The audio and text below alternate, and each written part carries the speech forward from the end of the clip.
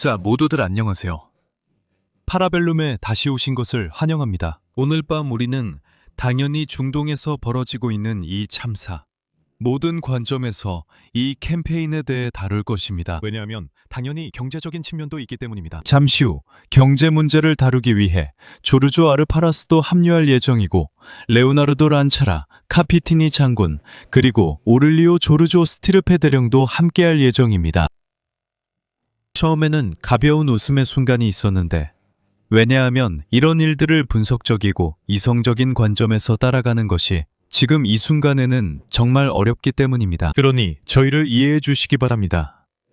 왜냐하면 저희에게는 국방장관, 아니 전쟁부 장관, 지금은 전쟁부 장관인 엑셋 같은 분들이 있기 때문입니다. 그분이 말하길 그 해협은 이란의 미사일과 드론을 제외하면 열려 있다고 합니다.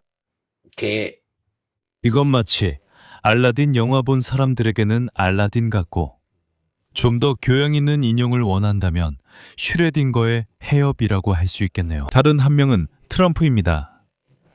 그는 12분 동안 연설을 했고, 그 연설은 토론의 주제이기도 합니다. 바로 그 이야기부터 시작하겠습니다. 그는 당연히 나토 국가들의 참여를 요청해서 도움을 달라고 합니다. 그리고 12분 만에 생각을 바꿉니다. 그래서 우리를 위해 오지 않을 거라고 직접 말합니다. 바로 우리를 도우러 와야 한다고 말하는 그 순간에 우리를 위해 오지 않을 거라고 말합니다. 3분 뒤에는 몇몇 나라들이 정말로 우리를 도우려고 열정적이라고 이미 오고 있다고 말합니다. 5분에는 우리가 필요 없다고 하고, 6분에는 우리가 뭔가 필요하다면 그들이 도울 준비가 되어 있어야 한다고 하며, 9분에는 또 그렇게 말합니다. 12분에는 그들이 해협을 도우러 오길 원한다고 합니다. 제 생각에는 우리는 아무도 필요 없습니다. 아이디어가 적지만 혼란스럽다고 할 때. 네, 맞는 말이에요. 그들이 이겼으니 우리가 무슨 소용이 있겠어요. 하지만 그들을 도우러 오는 사람들의 입장도 생각해 보세요. 뭘 하냐고요? 고속도로 휴게소에서 커피 한 잔 하고 이후에 해야 할 일을 알려준대요. 잘 모르겠지만 괜찮았어요. 안녕하세요. 안녕하세요. 안녕하세요, 교수님. 조르조, 환영합니다. 그럼 첫 번째부터 시작하겠습니다. 이런 발언들은 당연히 말도 안 되는 소리이고 수많은 반대가 쏟아졌습니다. 일본도 반대했고, 이탈리아도 반대했고, 네덜란드도 반대했고, 프랑스도. 결국 사실상 모두가 즉시 반대 의사를 밝혔고, 이 전쟁에 휘말리고 싶어 하지 않습니다. 바로 이 방안의 코끼리부터 처리하고 싶어요. 파울로, 당신과 함께요. 우리가 보는 모든 것은 전술적 승리입니다. 맞아요. 그들은 이란 미사일의 발사 능력을 크게 줄였습니다. 해군은 사라졌고, 이제는 일반 보트들마저 파괴되고 있어요. 저는 기관총이 달린 작은 보트도 봤어요. 그들은 드론 미사일 생산과 관련된 모든 공장이나 시설들을 하나씩 파괴하고 있습니다. 전술적인 관점에서 보면 약간의 아군 오사나 사고를 제외하면 이란인들에 의한 격추는 없습니다. 하지만 전략적으로는 이런 식으로는 절대 아무것도 얻을 수 없습니다. 지도자들이 했던 것처럼 제거하다 보면 그 과정에서 아버지를 죽인 사람이 새로 등장할 위험도 있습니다.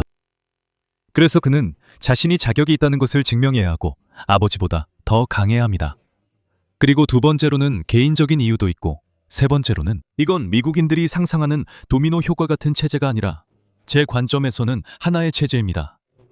약간 교회와 비슷하죠? 교황이 죽으면 또 다른 교황이 선출되는 것처럼요. 그렇다면 이런 식으로 몇 주 동안 계속한다 해도 정확히 무엇을 얻을 수 있습니까?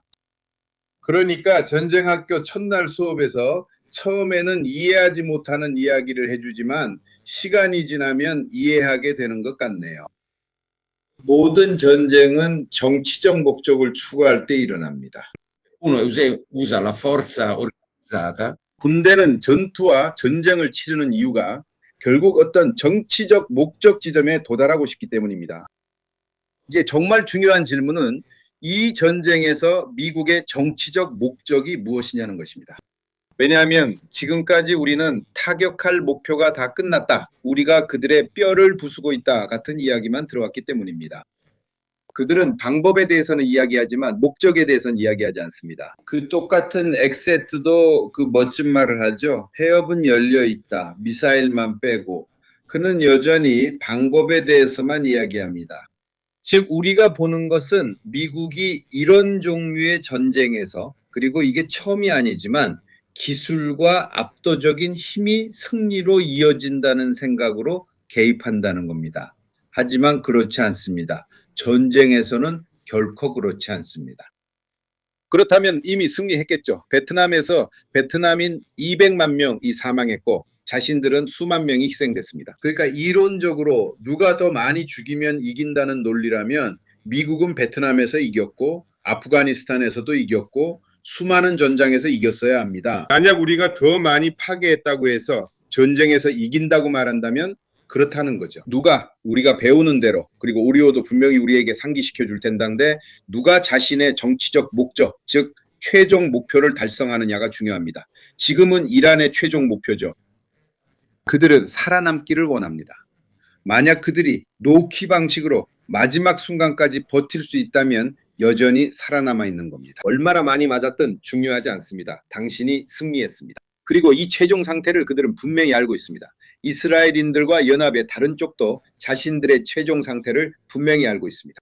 그들의 영지인 중동 지역에서 그런 혼란을 만들어내는 것입니다. 어쨌든 다른 세력보다 압도적으로 강국으로 남으려는 것입니다. 그들이 의도한 모든 실패한 국가들을 둘러싸고 있습니다. 그리고 이란도 실패한 국가로 만들려고 합니다. 이 점에서 그들은 소란을 일으키고 있습니다.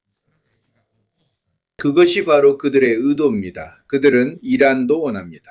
con le tribù e i cammelli, ridurre 여러 소수민족 국가들, 예를 들어 아제르바이잔인, 발루치인, 페르시아인 국가 등을 만들려고 하며 그들은 이를 추구하고 있습니다. 그리고 이 전략적 노선은 아직 크게 진전된 것은 아니지만 우리는 이 두 가지 전략적 노선을 따르고 있습니다. 아직까지 버티고 있는 이란의 전략적 노선이 이란 국가의 해체를 목표로 하는 이스라엘의 전략적 노선보다 현재로서는 조금 더 앞서 있습니다. 부활절 이후의 미국 전략적 노선에 대해서는 제 생각에 그들이 곧 발표할 것 같습니다.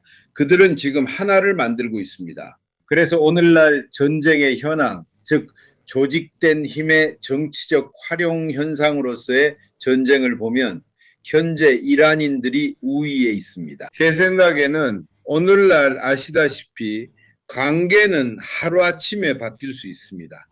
이것이 적어도 제 의견입니다. 답변이 되었길 바라며 감사합니다. 제가 마무리해도 될까요? 우리가 애기지도와 똑똑한 말들에 대해 이야기했으니까요. 도널드 트럼프 대통령은 이렇게 말했습니다. 이 해협을 통과하려면 배짱을 꺼내야 한다고요. 결국 당신은 빠르고 작으며 전혀 폭발하지 않는 배를 타고 여행하는 것이니까요. 그러니까 이 사람들 말로는 오르무즈 해협 문제를 해결하려면 배짱을 꺼내대서 그냥 지나가야 한다는 겁니다. 이게 바로 그 수준이죠. 네, 우리가 할 말은 다 한 것 같습니다. 고마워 오리오. 너에게 한 가지 물어보고 싶었어. 엔드스테이트를 전략적으로 달성할 수 없다는 점을 감안하면 미국인들이 전술적 승리 이상의 무언가를 추구할 수 있는 유일한 방법은 이란의 군사 능력을 무한히 약화시키는 것이라고 생각하지 않니? 사실 그건 미국보다는 이스라엘의 목표에 더 가깝지. 미국인들은 당연히 이스라엘을 지원하기 위해 그곳에 있는 거야. 나는 그들에게 큰 이점이 있다고 보지 않아. 그들은 걸프 지역의 모든 군주국들과 적대 관계가 되고 있고 우리 유럽인들과도 문제가 있어. 그러니까 이건 분명히 약화시키려는 이야기야. 이 핵 프로그램을 없애지 못하고 완전히 없애는 것도 불가능해. 2월 23일에 위트코프는 이란인들이 핵무기까지 일주일 남았다고 썼어. 하지만 그건 불가능해. 가장 좋은 추정도 3년이야. 전술적으로 이길 수 없으니 아마 그들이 할 수 있는 최선의 방법은 이 캠페인을 끝없이 계속하는 것일 거야. 하지만 이렇게 하면 이후에 이란이 더 강해질 위험이 있지 않을까? 결연함의 관점에서 보면 미국인들을 공격하려 하거나 심지어 미국 내에서 테러를 저지르려는 시도도 있을 수 있지. 내가 보기에 전략이 굉장히 넓게 펼쳐져 있다는 걸 알 수 있었어. 네가 잘 보면 말이야. 이런 일이 벌어지는 동안 이스라엘의 레바논 침공도 있었어. 그게 바로 헤즈볼라가 남아있던 마지막 조각이었지. 다른 프록시들은 어떻게든 제거됐어. 시리아에 있던 자들은 떠나고 가자에 있던 자들은 당연히 거의 소멸 직전이야. 이스라엘이 마치 자기 집 정원을 청소하듯이 이란을 완전히 무력화시키기 위해 두들기고 있는 거야. 다른 것도 마찬가지지. 최근에 미국 정보기관과 몇몇 기자들이 몇 가지 정보를 흘렸어. 오디오에서 들을 수 있는데 우리가 봤듯이 트럼프가 적어도 이 캠페인 초반에는 이란인들에게 상황의 주도권을 잡으라고 선동하는 내용이야. 봉기하라고 하는 거지 등등. 그런데 정보기관에서는 만약 그들이 봉기하면 수만 명이 학살당할 거라고, 그들은 봉기할 능력이 없다고 말하고 있어. 허메이니의 근위대는 여전히 무장 상태가 매우 강하고 거리에도 나와 있어. 마치 그들에게 네가 그들을 선동하면 끔찍한 학살로 끝날 거야 라고 말한 것과 같아. 그래서 네 생각에는 앞으로 어떤 행동 방침이 될 것 같아? 왜냐하면 이틀 전에 승리에 대해 이야기했었는데 이제는 또 3주 더 계속할 수 있다고 말하거든. 전술적 수준에만 머무르면 비범하고 전략적인 선거는 불가능해. 누구의 입장이냐에 따라 다르지. 내 생각에는 나는 작전 측면보다는 정보 측면에서 보려고 하거든. 내가 보기에는 사실 현재 두 개의 캠페인이 진행 중이야. 이스라엘 캠페인과 미국 캠페인은 완전히 분리되어 있고 구별돼. 우리는 이 둘을 잠깐 따로 봐야 해. 왜냐하면 이스라엘 정부가 하려는 일은 그들의 이익과 꽤 일치해 보이거든. 그리고 나는 이스라엘 자체보다는 정부 쪽을 더 말하는 거야. 왜 두 가지가 얽혀 있는 거야? 그러니까 이스라엘인들은 위기가 시작된 이후로 이제 몇 달이 지났는데 이스라엘은 자신들이 처한 환경에서 이스라엘에 가해지는 위협을 제거하려고 하고 있어.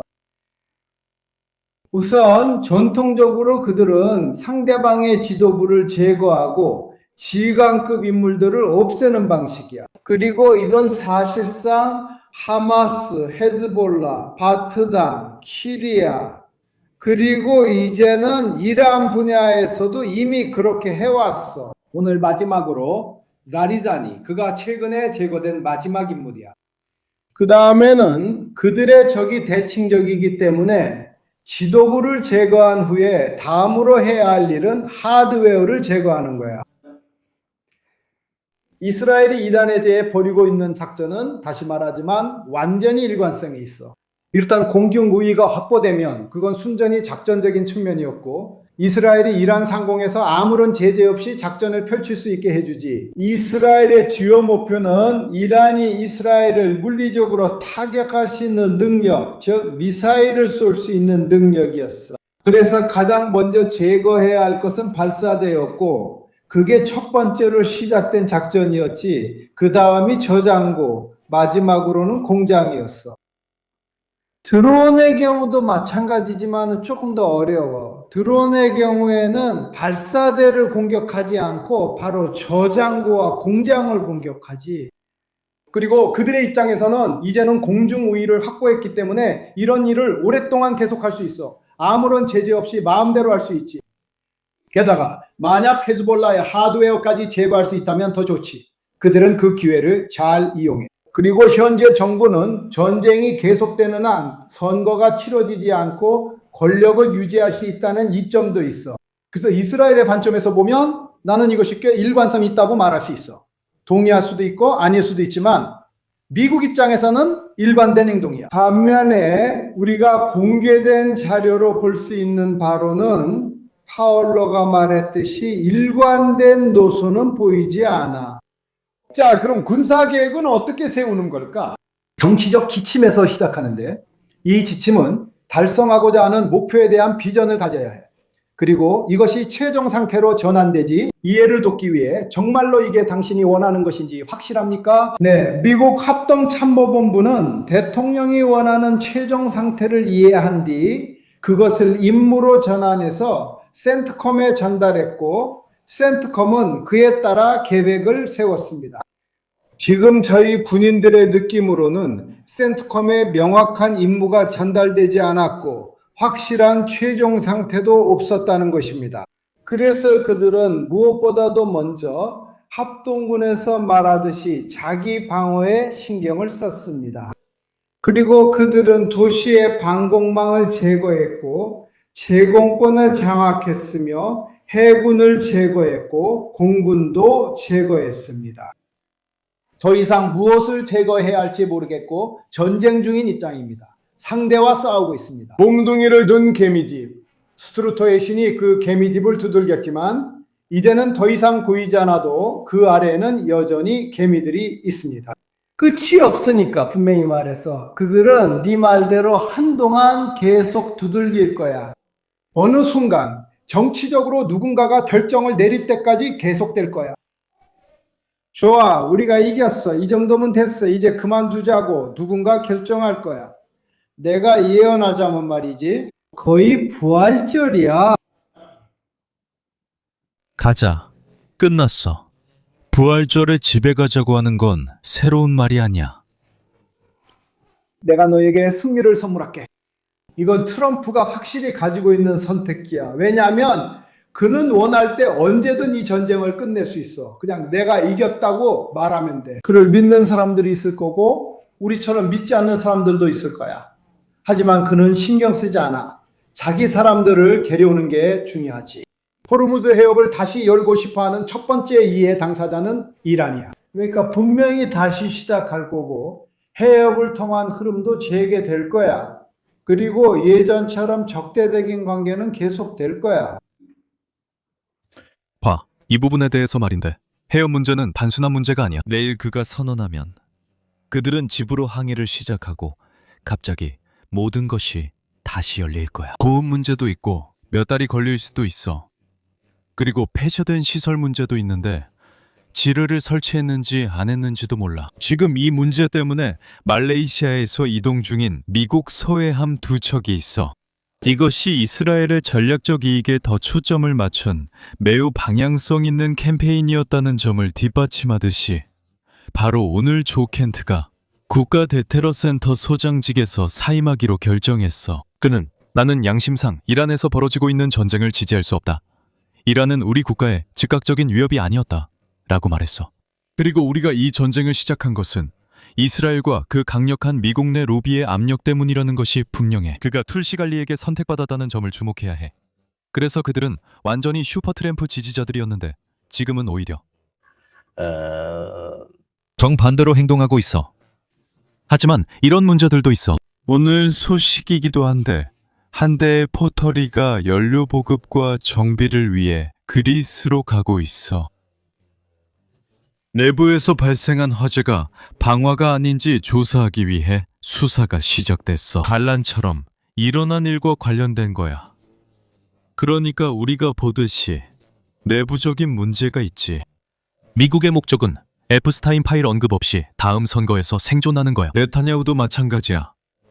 매일 새로운 적을 찾는 게 목표고 이건 네타냐후에게 아주 잘 맞아. 그는 가끔씩 분쟁을 다시 일으켜야 하고 그렇게 하면 당연히 그의 모든 내부 문제들에 대해선 아무도 얘기하지 않게 돼. 조르조, 왜 단순히 해협을 다시 여는 게 그렇게 쉽지 않은지 설명해줘. 그리고 모든 게 잘 풀릴 거라고 생각하는 건 왜 아닌지 말이야. 이 모든 이야기의 경제적 연결고리는 무엇인지.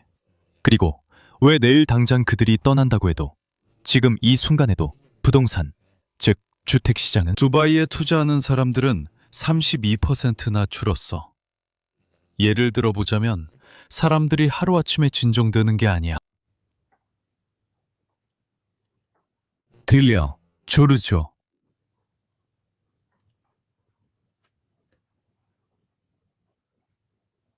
다른 헤드폰을 써봐. 자, 이 기회에 여러분께 몇 가지 흥미로운 걸 보여드릴게요. 왜냐하면 이게 사실상 그때 이후로 가장 큰 위기이기 때문이에요. tanta per quanto riguarda 석유 문제 이후로요. 이건 마치 4개가 한꺼번에 겹쳐진 것과 같아요. 조르죠, 들리나요? 아니요, 소리가 안 들려요. 다시 들어와 보세요. 아니면 마이크가 켜져 있지 않으면 다시 들어와 보세요.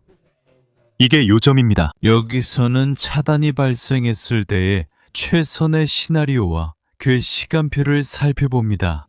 어쨌든 보시다시피 트래픽은 일정 기간 동안, 심지어 몇 주가 지난 후에도 절반으로 줄어들 것입니다. 만약 전쟁이 갑자기 끝난다면 트래픽 수준은 다시 75억으로 돌아갈 것입니다. 이게 최선의 경우인데 이전의 16억에 비하면 절반 이하로 줄어든 것입니다. 바로 모든 것이 다시 열리는 건 아니기 때문이죠. 이란인들이 있는데 그들은 계속해서 여러 나라의 많은 저장소와 경제 및 석유 허브를 공격하고 있습니다. 그래서 매우 큰 불확실성이 있고 공황 상태가 있습니다. 그 순간 정말 그렇습니다. 하지만 지금까지 우티족은 별로 보이지 않았습니다. 네, 맞아요. 흥미로운 건 대리인들이 별로 활발하지 않다는 점이에요. 헤즈볼라가 로켓을 100여 발 쏘긴 했지만 그렇게 많은 행동을 한 건 아니에요. 우티들도 객관적으로 문제가 있을 거예요. 1년 동안 계속 얻어맞았으니까요. 그리고 아마도 그들은 자신들의 전 후원자이자 강력한 동맹, 그리고 무기의 주요 공급자가 어떻게 되는지 지켜보고 싶어 할 수도 있겠죠. 성공, 실패, 탈출 방법, 앞으로의 상황을 지켜보고 싶은 거죠. 우티들은 이미 겪었고 이제 자신들 문제도 처리해야 한다고 생각합니다. 최근에 맞죠, 대리님? 최근에 예멘 내부에서도 뭔가 일이 있었잖아요. 지금 이름이 생각나지 않는 어떤 연합과도 말이죠. 그들은 처리해야 할 다른 일들이 있습니다. 제 생각에는 그들이 너무 큰 위험을 감수할 수는 없을 것 같습니다. 지난번에 이미 충분히 당했으니까. 그래서 아니에요. 하지만 무엇보다도 그들은 위험을 감수합니다. 그들은 공격하면서 살아가고 해체당하면 이란이 다시 재건해줬죠. 하지만 이제 이란의 분수 산업이 없게 된다면 이란인들은 기껏해야 자기들의 잠재력을 다시 회복하려고 시도할 수밖에 없을 겁니다. 그리고 그들은 우티와 나눌 것이 아무것도 없을 겁니다. 우티가 이란의 지원을 받지 못하면 에미리트, 사우디, 정부군 그리고 다른 모든 적들로부터 더 이상 자신들을 방어할 수 없습니다. 불화에 대해서요. 조르조, 거기 있어? 지금 제 목소리가 들리면 네. 완벽해. 저는 빡시게. 그러면 이야기는 이래. 너는 공급위기가 있어. 몇몇 지역에 대한 폭격의 결과로 공급위기가 생겼고 그게 오르무즈 해협을 통한 선박 통행이 막힌 거야. 그래서 그 해협에 접해 있는 나라들에서 석유 공급이 줄어들고 동시에 거기서 출발해서 전 세계로 가는 가스 공급도 줄어드는 거야. 그 나라들의 석유 공급 대부분은 아시아로 가고 유럽이나 아메리카로 가지 않아. 반면에 가스의 경우는 다르지. 일부는 유럽으로 가거든. 그래서 우리는 공급 차단이 생겼고 재생산할 수 없는 원자재에 대한 수요는 경직되어 있거나 거의 탄력적이지 않아. 어떻게 표현하든지 간에. 하지만 수요가 공급이 줄어드는 만큼 줄어들지는 않아. 공급은 줄어들고 수요는 거의 변하지 않지. 이 시점에서 가격이 오를 수밖에 없다는 건 분명해. 그렇다면 가격이 너무 오르지 않게 하려면 어떻게 해야 할까? 그래서 비축유가 상한대. 그러면 석유 비축분이 들어오지. 석유 비축분이 일부는 줄어든 석유 공급을 보완해 주는 거야. 그래서 수요는 변하지 않아. 공급은 막혀 있지만 비축분이 들어오면서 비축분이 시장에 풀리지 않았다면 원래보다 공급이 더 많아지는 거야. 그리고 이 상황이 지금으로서는 이 사건이 그렇게 썩 반갑지는 않게 만드는 거야. 여러 가지 중요한 여파들이 있습니다. 석유뿐만 아니라 예를 들어 비료, 가스 이런 것들, 농업에도 영향을 미치는 다른 분야들부터 시작해서 여러 가지가 있습니다. 그래서 더 많은 것들이 있고 또 다른 흥미로운 점들도 있습니다. 걸프 국가에서 일하던 파키스탄인들 같은 사람들이 모두 실직하게 됩니다. 이 시점에서 송금이 줄어들고 쿠웨이트 같은 곳에서 이민자들의 송금으로 살아가던 파키스탄의 가난한 가정들은 더 이상 돈이 없습니다. 그래서 걸프 지역의 구조에 온갖 영향이 생깁니다. 비축분 얼마나 진정시킬 수 있을까요? 그리고 이 비축분 중 얼마나 사용할 수 있을까요? 문제는 예를 들어 몇 달 동안 이 비축분이 얼마나 진정시키는 역할을 할 수 있느냐는 겁니다. 이 시점에서 지금까지 들은 바로는 비교적 합리적인 기간 내에 에너지 위기를 피할 수 있는 해결책을 찾아야 한다는 것이 전체 이야기의 핵심이 됩니다.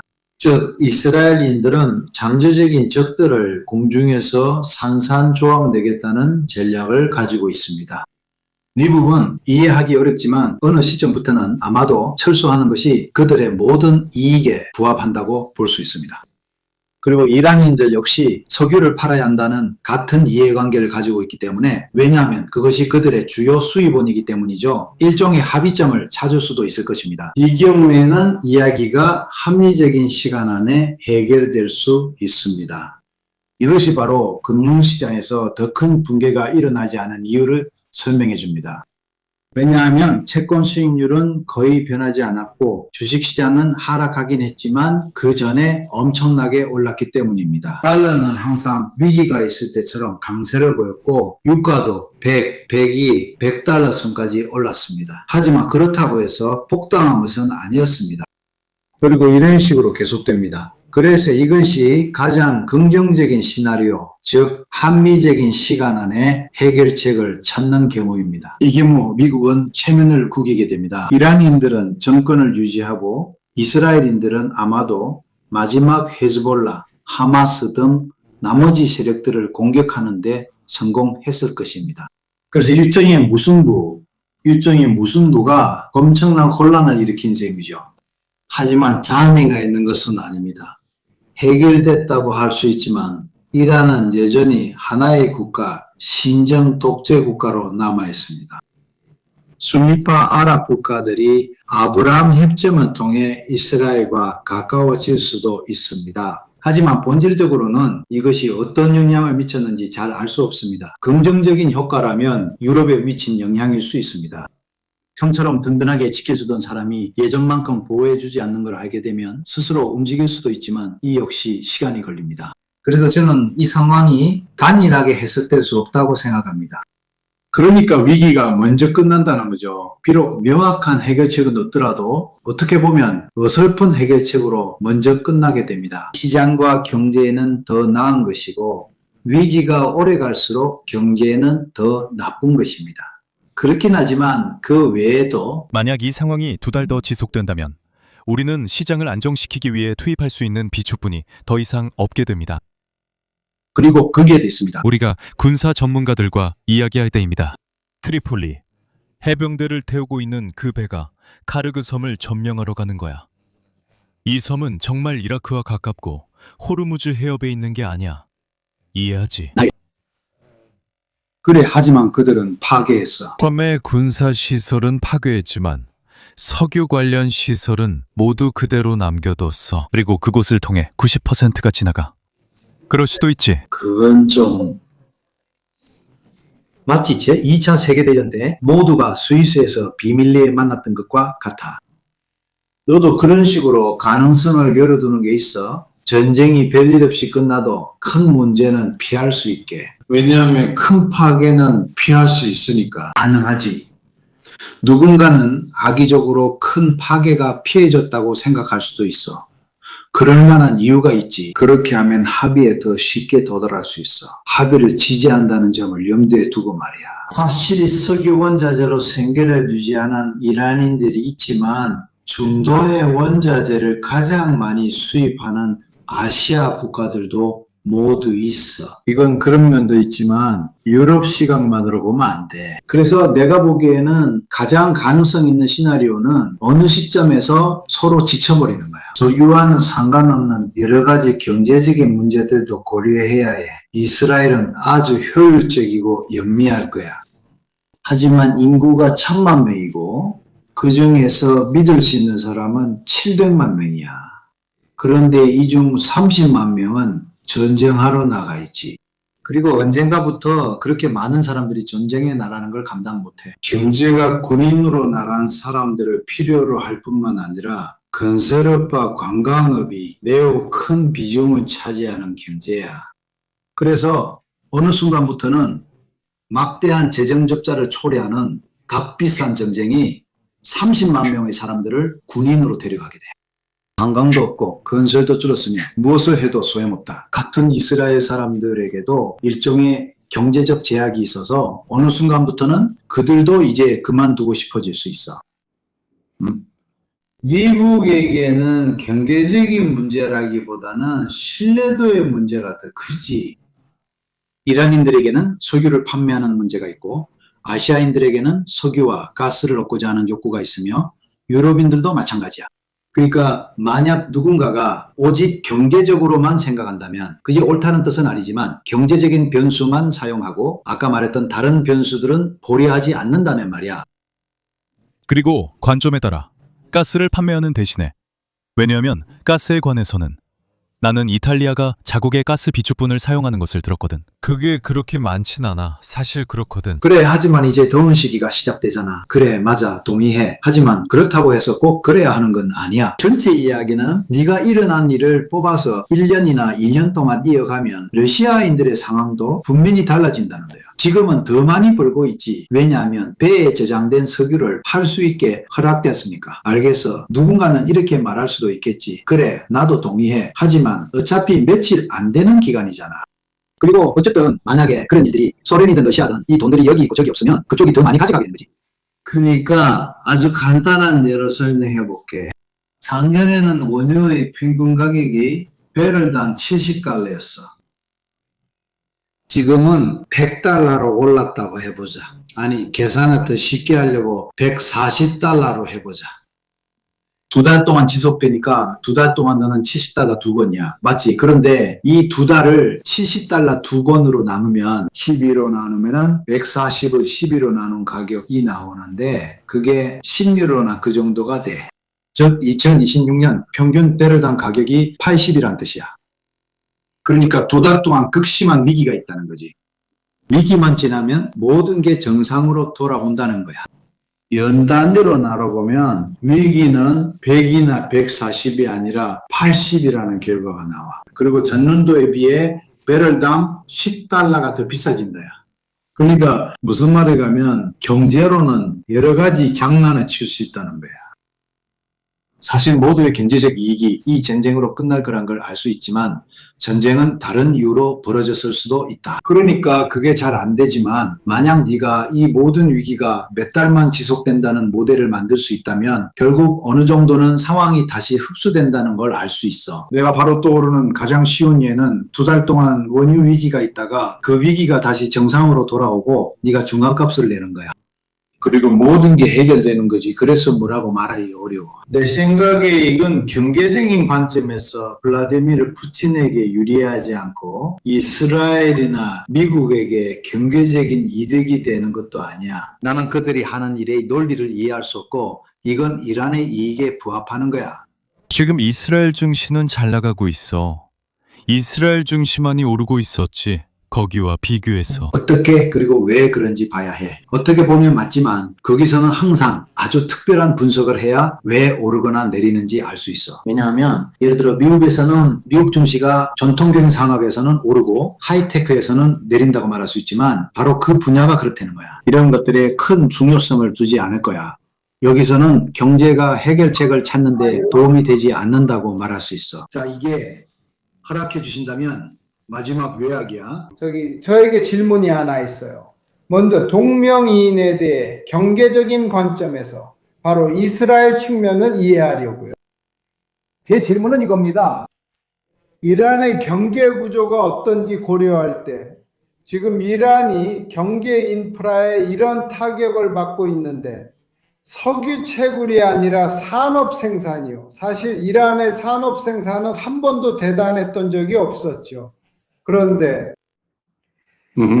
이란이 전 세계적으로 재건을 도와줄 만한 큰 우방이 없는 상황에서 산업 군사 체계의 재건이 이란에게 분노는 가득하지만 무장 해제된 상태에서 다시 군사력을 재건해 이스라엘을 또다시 위협할 수 있게 해줄 것입니다. 얼마나 걸릴까요? 몇 달, 몇 년, 아니면 수십 년. 만약 그게 오랜 시간이 걸리는 일이라면 이스라엘의 전략을 설명해 주는 셈이니까요. 그리고 경제적으로도 이스라엘인들이 안심하고 있다는 사실도 마찬가지입니다. 왜냐하면 아마도 그들은 더 이상 오랫동안 압박을 받지 않을 거라고 생각하기 때문입니다. 아마도 의문점이 있을 수도 있습니다. 네. 그럼 이란은 도울 수 있나요? 간단하게 계산해 봅시다. 러시아인들은 울 돈도 없으니 아니요.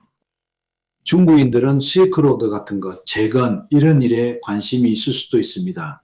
하지만 중국인들은 항구나 도로에는 관심이 있지만 산업 재건에는 관심이 없습니다. 그래서 항구나 도로를 다시 짓더라도 산업 재건은 남아 있습니다. 그래서 저도 당신의 의견에 동의합니다.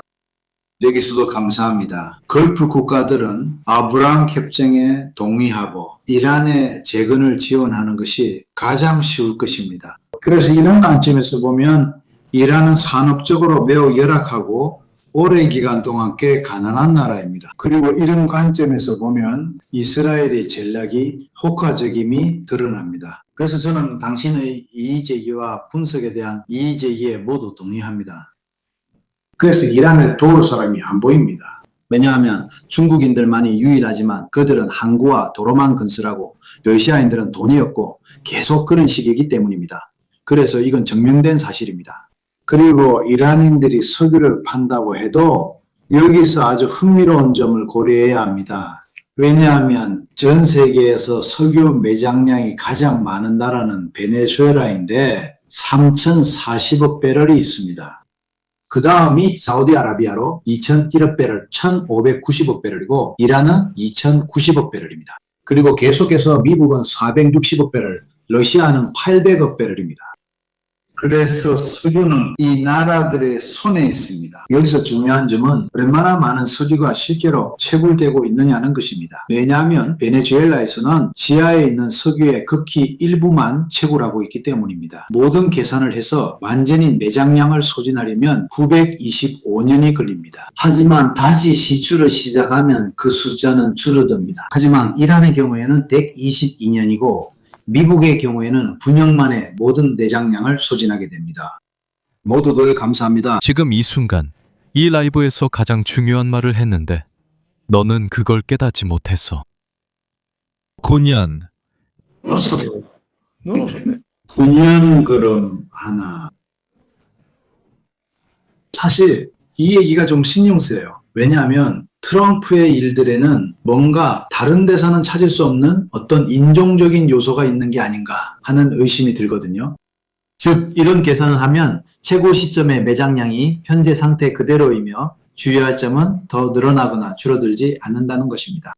미국은 9년이고 그 9년이 다 지나면 모두 고갈되고 러시아는 21년입니다. 세계 부의 대부분은 베네수엘라와 오르무즈 주변에 집중되어 있습니다.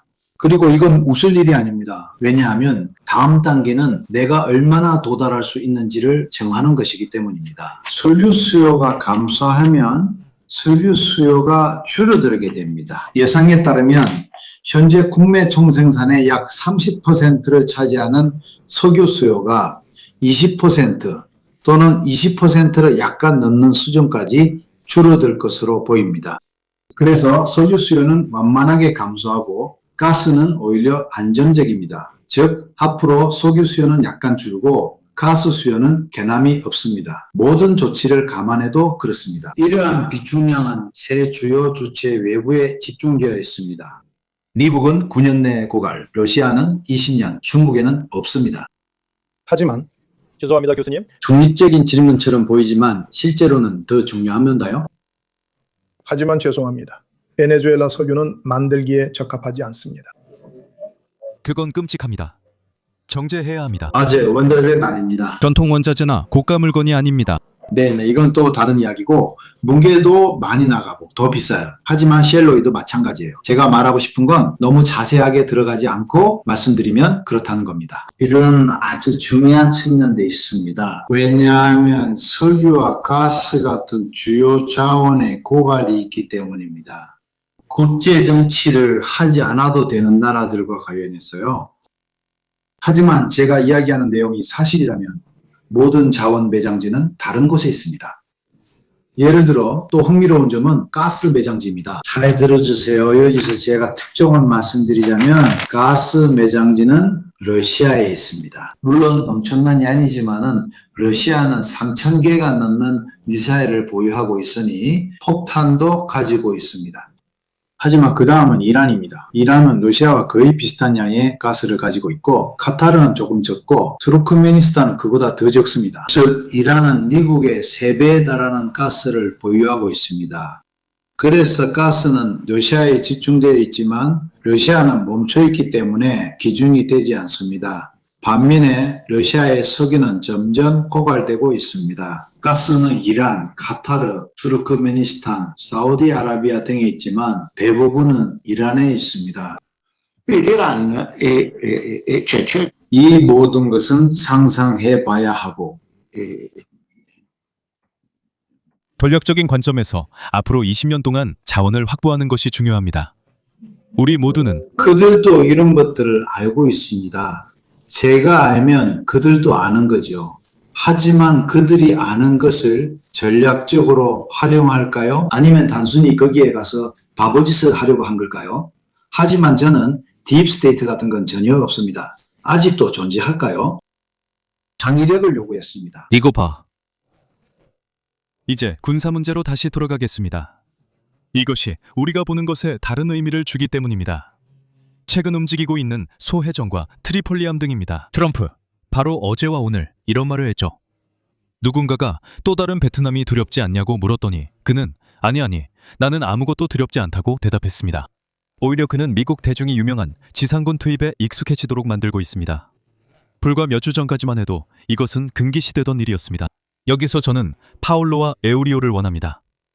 이제 조르조가 말해준 덕분에 우리는 이 둘을 연결할 수 있게 되었습니다. 왜냐하면 이란인들이 생산한 석유의 90%가 통과하는 이 카르그 섬에 상륙하는 것이 의미가 없기 때문이죠. 하지만 만약 그 섬을 점령해서 만약 그 섬을 되찾고 싶으면 이제 우리 조건에 따라야 한다고 말한다면 그렇게 해서 승리를 강요할 수 있습니다. 하지만 그 사람들이 거기에 계속 있을지는 또 다른 문제고 그건 저도 잘 모르겠습니다. 이런 것들을 연관지어 보면 미국의 이런 피어성과 전술적으로 얻을 수 없는 것을 전략적으로 마무리해야 한다는 점이 있습니다. 제 생각에는 카르그 섬은 직접 발을 딛고 통제해야 하는 곳이 되는 것 같습니다.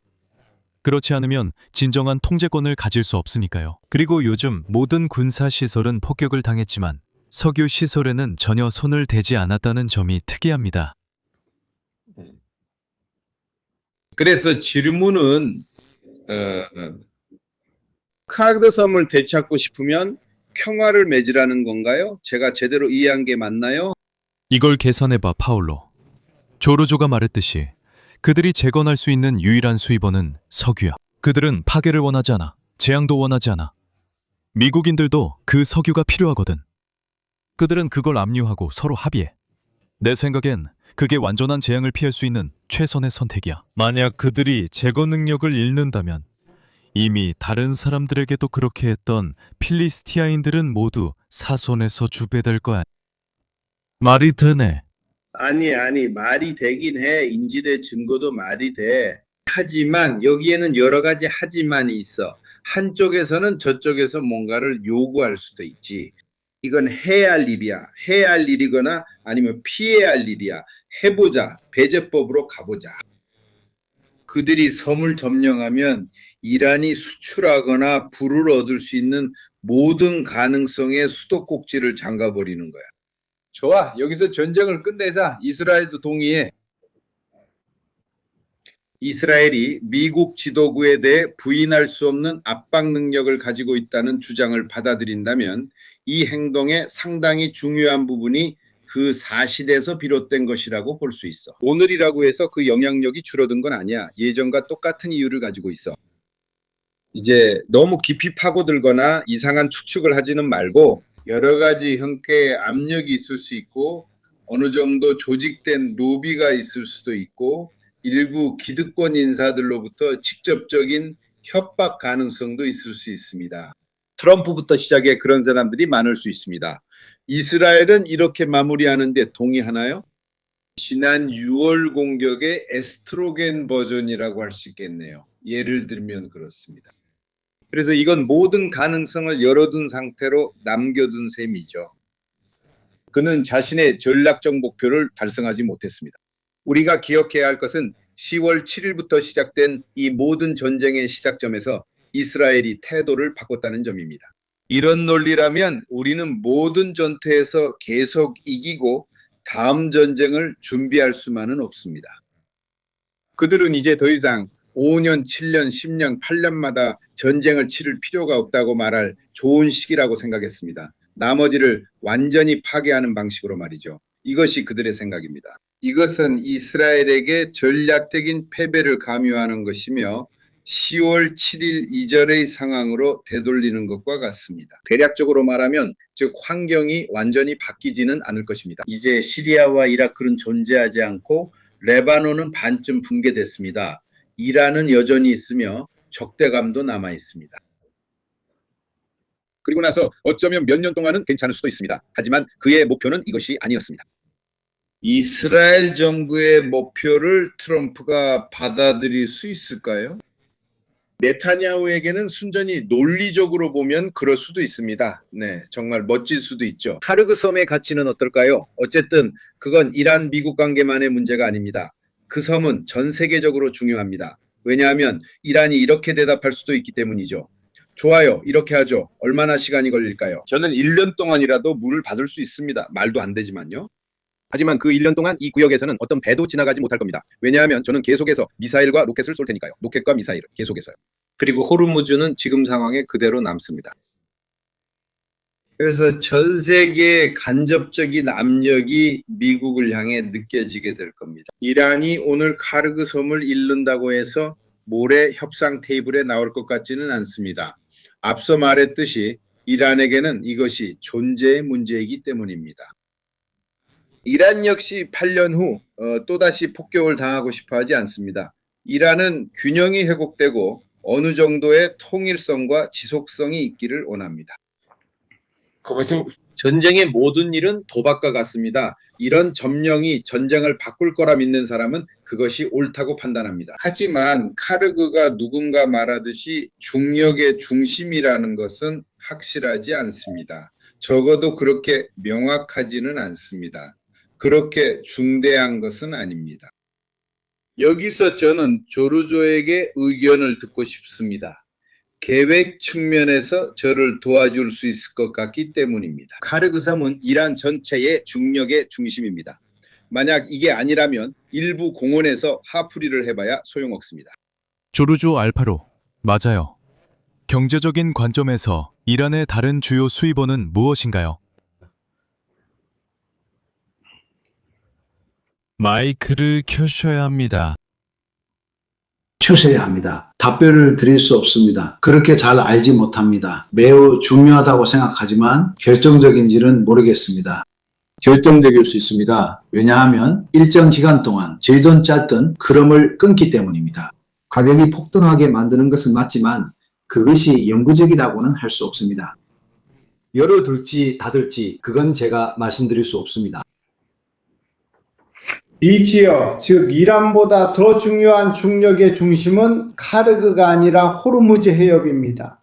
왜냐하면 카르그에서 생산되는 모든 것은 결국 호르무즈 해협을 통해 수출되어야 하기 때문입니다. 그래서 게다가 미국인들이 카르그를 점령하는 것도 의미가 없습니다. 왜냐하면 카르그는 이미 지금 아무것도 수출하지 않고 있기 때문입니다. 호르무즈 해협이 닫혀있는 한 통계의 관점에서 보면 마치 카르그를 점령한 것과 같습니다. 네. 조르조, 너는 호르무즈 해역지대에서 지상 개입, 일종의 지역 점령 같은 것을 더 믿니? 나는 해병대가 호르무즈 해협의 섬들, 특히 호르무즈라는 섬에 개입할 것이라고 생각해. 캐슈름 섬에서 말이야. 그 섬은 해안선을 따라 길게 뻗어 있어서 유조선에 대한 로켓 공격을 막을 수 있을 거야. 아부 무사와 시리 섬은 정치적으로 아랍에미리트에 속해 있지만 샤에 의해 점령당했지. 70년대 아랍에미리트가 독립하기도 전에, 그리고 이 섬들은 항상 아랍에미리트가 영유권을 주장해왔지. 하지만 이란은 항상 그 섬들을 지켜왔지. 그래서 트럼프가 아랍에미리트에게 멋진 선물을 해주려면 그들의 섬을 돌려주는 것도 한 방법이겠지. 이 섬들을 통제하게 되면 석유의 흐름이 다시 재개될 수도 있지. 그리고 또다시 이 시점에서는 바로 미국인들이 석유 수출의 밸브를 열고 닫을 수 있는 기회를 갖게 되는 거야. 그리고 그 시점에서는 네가 말한 논리에 나도 동의해. 그 생각이 정말 마음에 들어. 해병대가 그들의 새로운 교리를 어느 정도 검증할 수도 있을 거야. 그들이 수년간 뚫으려고 애썼던 유명한 접근 거부, 지역 거부, 방어망을 이번에는 해병대가 직접 구축할 수도 있겠지. 러시아나 중국과 같은 적과 비교하면 이번에는 해병대가 상륙해서 어떻게든 이란군이 온갖 것을 쏟아붓는 상황에서도 스스로를 방어할 수 있을지도 몰라. 하지만 그들이 해낸다면 방공, 대함 등 다양한 방어를 갖춘 안전지대를 만들어서 정말로 상업 활동을 다시 활성화시키고 재개할 수 있을 거야. 또한 한 가지가 다른 것을 꼭 배제하지 않아. 알겠어. 만약 그렇다면 그 섬과 함께 걸프 섬도 똑같이 점령될 수 있겠지. 레오, 10초 후. 거기서 우리에게 말해줘. 왜냐하면 10초 후에 가타치쿠바. 해병대도 10초 후에 이미 맥박이 뛰기 시작하거든. 자, 우선 아까 트리폴리를 보여줬으니까 우연히도 그걸 책에서도 볼 수 있어. 우리는 그걸 3번 라이트닝 캐리어 아메리카급으로 언급했어. 왜냐하면 이건 항공모함이자 항공기를 실을 수 있는 함선으로 뭐든지 할 수 있거든. F-35를 실을 수 있어. 20대 F-35B를. 그게 결코 적은 게 아니야. 20대 F-35B는 그냥 20대의 전투기가 아니고 F-35B야. 하지만 상륙작전에도 사용할 수 있고 병원선이나 군수지원선, 지휘함으로도 쓸 수 있어서 굉장히 유연해. 그리고 상륙작전 상황에서는 해병대가 몇 명이나 오고 있는지 참고로 잠재적으로 2,500명 그 이상은 아니야. 2,500에서 3,000명 정도야. 그걸로는 섬 몇 개밖에 점령 못해. 그렇지. 그리고 그 한 가지 아레나 북과 정예 부대가 있는 곳에서 그것이 얼마나 될 수 있는지. 더 이상 잡지 못해. 하지만 해병대가 많이 죽어. 그건 트럼프가 중간 선거 전에 허락할 수 없어. 부활절 전에. 그리고 어쨌든 이 배들은 일주일이나 2주일 후에 도착할 거니까 시간이 좀 걸려. 자, A10에 대해서는 최근에 라이브를 했었지. A10, B52, B1에 대해서 말이야. 지금 다시 한번 제대로 얘기해 보려고 해. 왜냐하면 바로 그 A10 라이브에서 말이야. 우리가 2달 전쯤, 1달 전쯤에 얘기했었지. A10이 걸프에 있었고 같이 훈련하고 있었다고. 네가 아까 보여줬던 그 트라이 말한 함정, 그게 Little Combat Ship, 즉 Little Combat Ship이야. 그 배는 기뢰 제거 역할을 하고 있지. A10은 지금 뭐하고 있지? 센트콤에서 A10이 바로 이 지역에서 작전을 수행하고 있는 모습을 담은 사진을 공개했어. 이 비행기는 이론상으로는 올해 안에 퇴역해야 해. 그런데 보니까 그걸 없애지 못하고 계속 쓰고 있는 것 같아. 나처럼 오래됐지만 아직도 거기서 자기 역할을 하고 있지. 뭘 하려고. 확실한 제공권이 없는 상황에서는 A10이 힘들지. 그래서 아직 이란 상공에서는 그 비행기를 볼 수 없어. 하지만 확실히 대드론 역할은 하고 있어. 그들은 이 A10의 날개 아래에 APKVS라는 무기를 달았어. 이건 저렴한 히드라 로켓인데 레이저 유도 시스템이 있어서 샤헤드 드론에 효과적이야. 아랍이나 유럽 국가들에서 사용될 효과가 있는 거야. 하지만 A10은 대함 감시 임무도 수행해. 아무도 A10이 바다 위를 날면서 순찰하는 걸 막지 않으니까. 그리고 작은 보트를 만나면 내가 말하는 건 프리게탐이나 배영 선박이 아니라 강순한 작은 보트들이야. 완벽하지. 그런 보트들에게는 매버릭 미사일을 쏠 수 있어. 매버릭은 공대지 미사일인데 레이저 유도도 있고 적외선 유도도 있고 여러 가지가 있어. 아니면 유명한 30mm 기관포로 쏠 수도 있지. 그래서 이건 비교적 저렴하고 그렇게 중요하지는 않지만 전투에서 오랫동안 머물 수 있는 기체야. 우리가 걸프 지역에서 이 비행기가 훌륭한 기술로 비행하는 걸 본 적이 있지. 이라크에서의 사용도 확인됐어.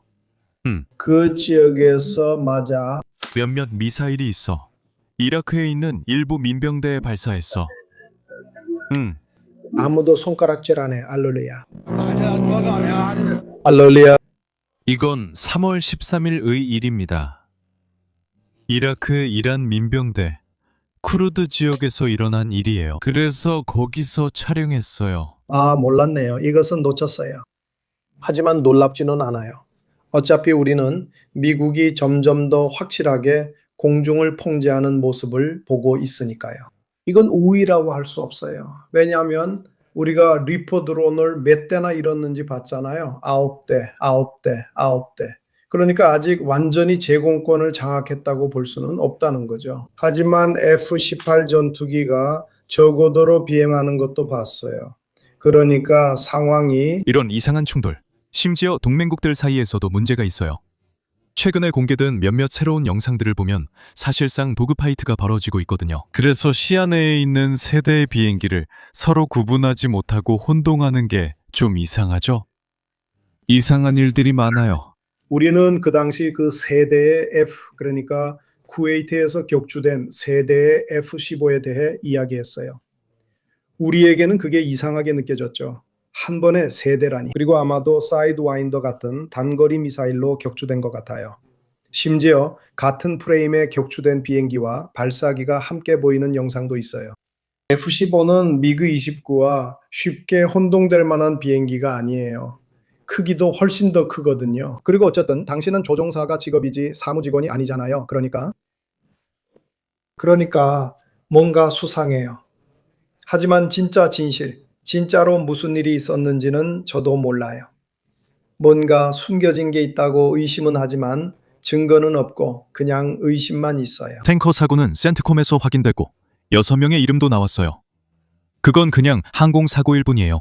그 이상도 이하도 아니죠. 자, 여기서 흥미로운 점이 하나 있어요. 이란이 석유 거래를 원한다는 기사를 봤는데 사실인가요? 경제에 미칠 영향은 무엇인가요? 라이브 잘 보고 있습니다. 칭찬드려요. 아니요, 사실은 아마 잘 보이지 않았을 거예요. 하지만 지나간 선박들의 트래킹을 조금 찾아보면 중국 선박 몇 척이 지나갔고 이란과 소통하는 선박들, 러시아, 중국 선박들도 있었어요. 등등. 마지막으로 지나간 선박은 달러 대신 위안어로 결제한 것 같아요. 이건 그 소수에 지나갈 수 있었던 선박들에 대한 소식이었어요. 아시다시피 그런 선박들은 종종 이상한 나라의 국기를 달고 다니죠. 예를 들면 트리니다드 토바고 같은 나라요. 그런 식으로요. 하지만 실제로 그 회사들이 누구 것인지는 알고 있지만 그래도 그렇게 많이 지나가지는 못해요. 그러니까 여러분께 예를 들자면 이건 여러 날 동안 공격당한 모든 선박들의 지도입니다. 여러분도 아시겠지만 상황이 이렇다면 아무도 위험을 무릅쓰고 선박을 통과시키지 않아요. 특별한 합의가 있지 않는 한 말이죠. 그래서 이탈리아와 다른 나라들이 이란과 통과 협정을 맺으려고 하는 겁니다.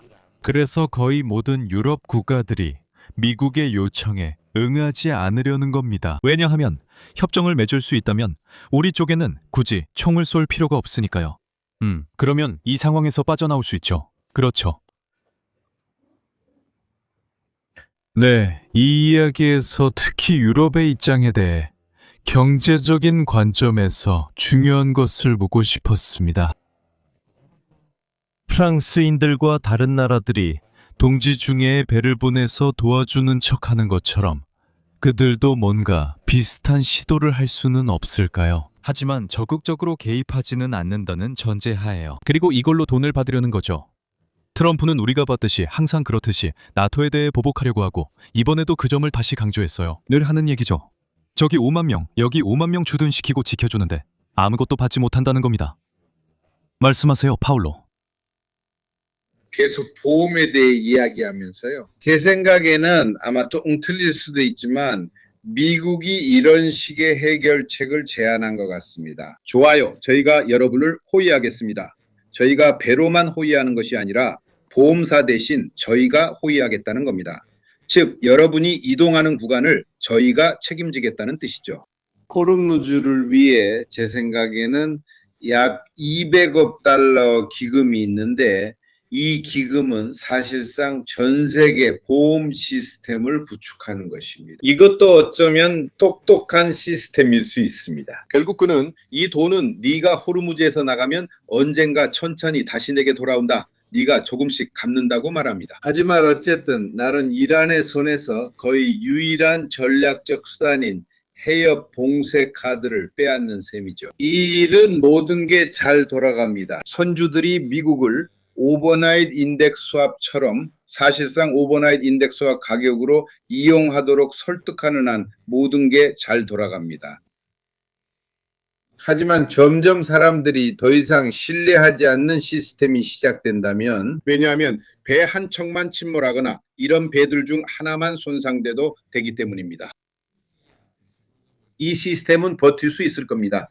카르기섬 점령 대신 쓰는 압박 수단이기 때문입니다. 내가 너에게 배도 주고 호위함도 붙여주고 만약 무슨 일이 생기더라도 걱정하지 말라고 내가 보상해 주겠다고 말하는 겁니다. 즉 이란인들이 강력한 무기를 갖게 됐다는 뜻입니다. 이제 유조선 2척만 침몰시켜도 심각한 보험 피해를 일으킬 수 있기 때문입니다. 그리고 무엇보다도 미국 해군이 있든 없든 간에 그 해역은 통과할 수 없는 위험한 곳이라는 소문이 퍼지게 됩니다. 그에 따라 망신을 당하게 되고 그에 따른 경제적 피해도 발생하게 됩니다. 이것은 군사행동과 경제적 효과 사이에 접점을 두기 위한 것으로 한쪽이 다른 쪽을 완화하려고 시도하는 상황을 완성하기 위함입니다.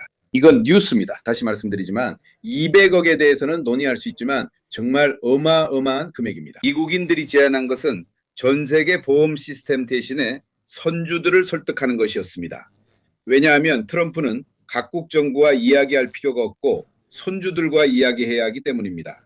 선주들이 결정권을 가지고 있고 선박의 선장들은 트럼프나 자기 나라 정부 수관이 아니라 선주들의 지시를 따르기 때문입니다. 그러니까 만약 설득할 수 있다면, 그러니까 그 금액, 그러니까 forse riprendono.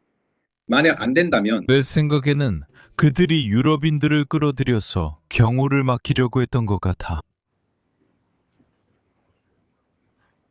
하지만 미국 대통령은 의회의 승인 없이도 국가보험을 만들어낼 권한이 있어.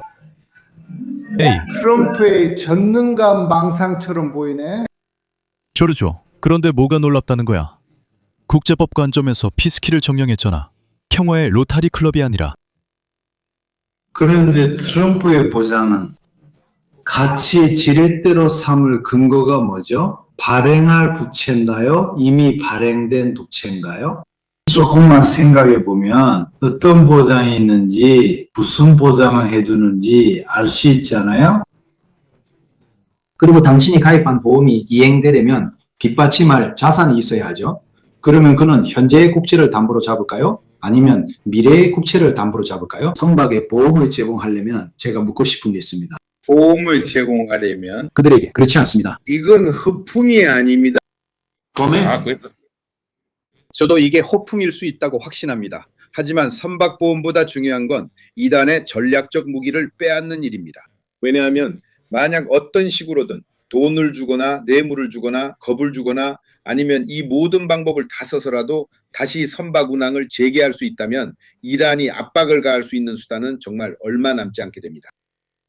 하지만 기술적인 방법에 대해서는 잘 모르겠습니다. 기술적인 부분은 잘 모릅니다. 아마도 그는 주님의 기름 부음을 받은 자라서 자기가 원하는 건 뭐든지 할 수 있을 겁니다.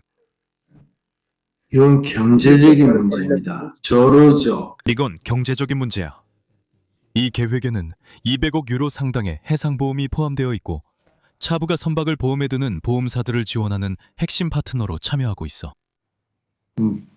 그래, 위험을 분산하고 싶다는 거지. 난 감으로 200억이 충분하지 않을 것 같아. 내 생각엔 그들이 훨씬 더 많은 돈을 투입할 거야. 내가 기억하는 숫자는 훨씬 더 높았어. 이건 그냥 뭐랄까 허풍처럼 느껴져. 아니면 좀 더 점잖게 말하자면 발롱데세라고 할 수 있지. 그러니까 그가 이 발롱데세를 던져보고 어떤 결과가 나오는지 보는 거야. 20명으로는 부족할 거야. 첫 번째 분열되면 큰일이지. 20명, 이 30명, 50명으로 늘 수도 있고 20명 준다 해도 누가 믿겠어? Poi visto se che fosse palle non servivano. 지휘관 혼자 거짓말해선 부족해. 여러 지휘관의 거짓말이 필요해. 사람들 도움도 필요하지만 사실 필요 없어. 보험도 마찬가지야. 어차피 아무 일도 없고 X돼서 미사일만 오갈 뿐이다. 이건 정말 환상적인 크리스마스 코미디야. 그리고 중국처럼 이의를 제기하는 거지. 트럼프의 보험 계획이 신뢰할 만하다면 그게 무슨 의미일까? 작동할 가능성이 있다는 뜻인가? 작동할 가능성이 있다면 로이드는 보험에 가입시켜 줄 거야. 만약 안 해준다면 그들이 믿지 않아서지. 300년이나 이 일을 해온 로이드를 왜 안 믿는지 모르겠어. 게다가 그들은 스파이 서비스도 있어. 무엇을 알기 위해선 그들이 말하는 걸 믿어야 해. 여기에는 200억 개가 넘는 데이터가 있어. 지속적으로 기준을 충족하는 선박의 한정에서 처음에는 선체, 기계, 화물 보장에 집중하고 있어. 5일 후 DFC는 자신들이 주요 보험 파트너가 될 것이며 다른 미국 보험사들도 참여할 것이라고 말했다. 다시 말해 정부는 모든 화물에 대해 보편적이고 저렴하며 직접적인 보험을 만든 것이 아니라 민간 보험사들의 더 제한적인 보호 시스템을 즉흥적으로 마련한 것이다. 글쎄, 잘 모르겠지만 내가 선주라면 로이드를 믿을 것 같아. 내가 선주라면 로이드를 믿을 것 같아. 이 사람이 하는 건 죄송합니다. 제가 끼어들게요. 하지만 이 단계에서는 불확실한 점이 많아요. 이건 마치 울티가 공격할 것 같았지만 결국 스테로이드 없이 공격하지 않았던 상황과 비슷해요. 해상에서 초크 포인트, 병목 지점, 필수 통로 중 하나만이라도 어렴풋이 위협받으면 됩니다. 일주일에 한 번씩 드론이 나타나 겁을 주면 더 이상 그곳은 안전한 통로가 아닙니다. 이것이 바로 현실입니다. 얼마나 불안정한지 우리는 알지 못합니다. 지뢰가 몇 개나 있는지, 하나인지, 만 개인지 전혀 알 수 없습니다. 이런 상황을 어떻게 보장할 수 있겠습니까? 얼마에 보장하겠습니까? 얼마에 제공하겠습니까? 그 배가 그 길을 통과할 수 있을지 아마도 가능할 수도 있고 아마도 불가능할 수도 있습니다. 그들은 전혀 감이 없습니다. 너무 모호하기 때문입니다. 우리는 아직 호르무즈 해협에 지뢰가 설치되어 있는지조차 파악하지 못했습니다. 우리는 모릅니다. 네, 여러 종류가 있어서 잠복형도 있고 군함이 지나갈 때만 작동하는 것도 있습니다. 정확한 시간에 맞춰 설정되어 있습니다. 하지만 뭔가가 있는지는 확실하지 않습니다. 자기장 때문이죠. 네. 많아요. 그래서 그 지역을 항해하던 해군 동료가 대충 그렇다고 말했어요. 이란인들의 기뢰무기고는 기술적으로 보면 제1차 세계대전부터 제2차 세계대전 사이에 만들어진 것들이에요. 여러분 혹시 뾰족뾰족한 돌기가 달린 공 모양의 기뢰 아시죠? Sì, alcune 우리의 만타 기뢰처럼 바닥에 놓는 피라미드 모양의 기뢰들도 있는데 이런 것들은 탐지하기가 어렵습니다. 그들은 전자기, 음향 등 다양한 종류의 기뢰가 있습니다. 그들의 기뢰 무기고는 자체 생산한 것과 중국산, 북한산, 러시아산 등이 섞여 있는 것으로 추정됩니다. 대략적으로 그렇습니다. 2,000에서 6,000개의 기뢰 중에서 바다에는 10개 정도 있다고들 하지만은 어디에 있는지, 어떤 것인지, 어떻게 된 것인지는 알 수 없습니다. 흥미로운 점은 원하신다면 나중에 이야기해 드릴 수 있습니다. 오늘 전쟁이 끝나고 이란인들이 카메네이에게 목숨을 걸고 맹세하지 않는다고 가정해 봅시다. 물론 그에게 아직 목숨이 있다면요. 그들이 어디에도 지뢰를 설치한 적이 없지만 단지 우리가 지뢰를 설치했고 어디에 있는지는 말해주지 않겠다고 말하기만 하면 됩니다. 지뢰 제거 시간을 생각해 봅시다. 여러분, 지뢰 제거 차량이 얼마나 빠르게 움직이는지 아십니까? 루트 하나, 즉 시속 1마일입니다. 10시간이면 바다의 한 줄에서 10마일을 이동하는 셈이죠. 그 지역에서 있었던 마지막 대규모 지뢰 제거 작전은 쿠웨이트 앞바다에서 있었습니다. 사담 후세인이 설치한 지뢰들이었죠.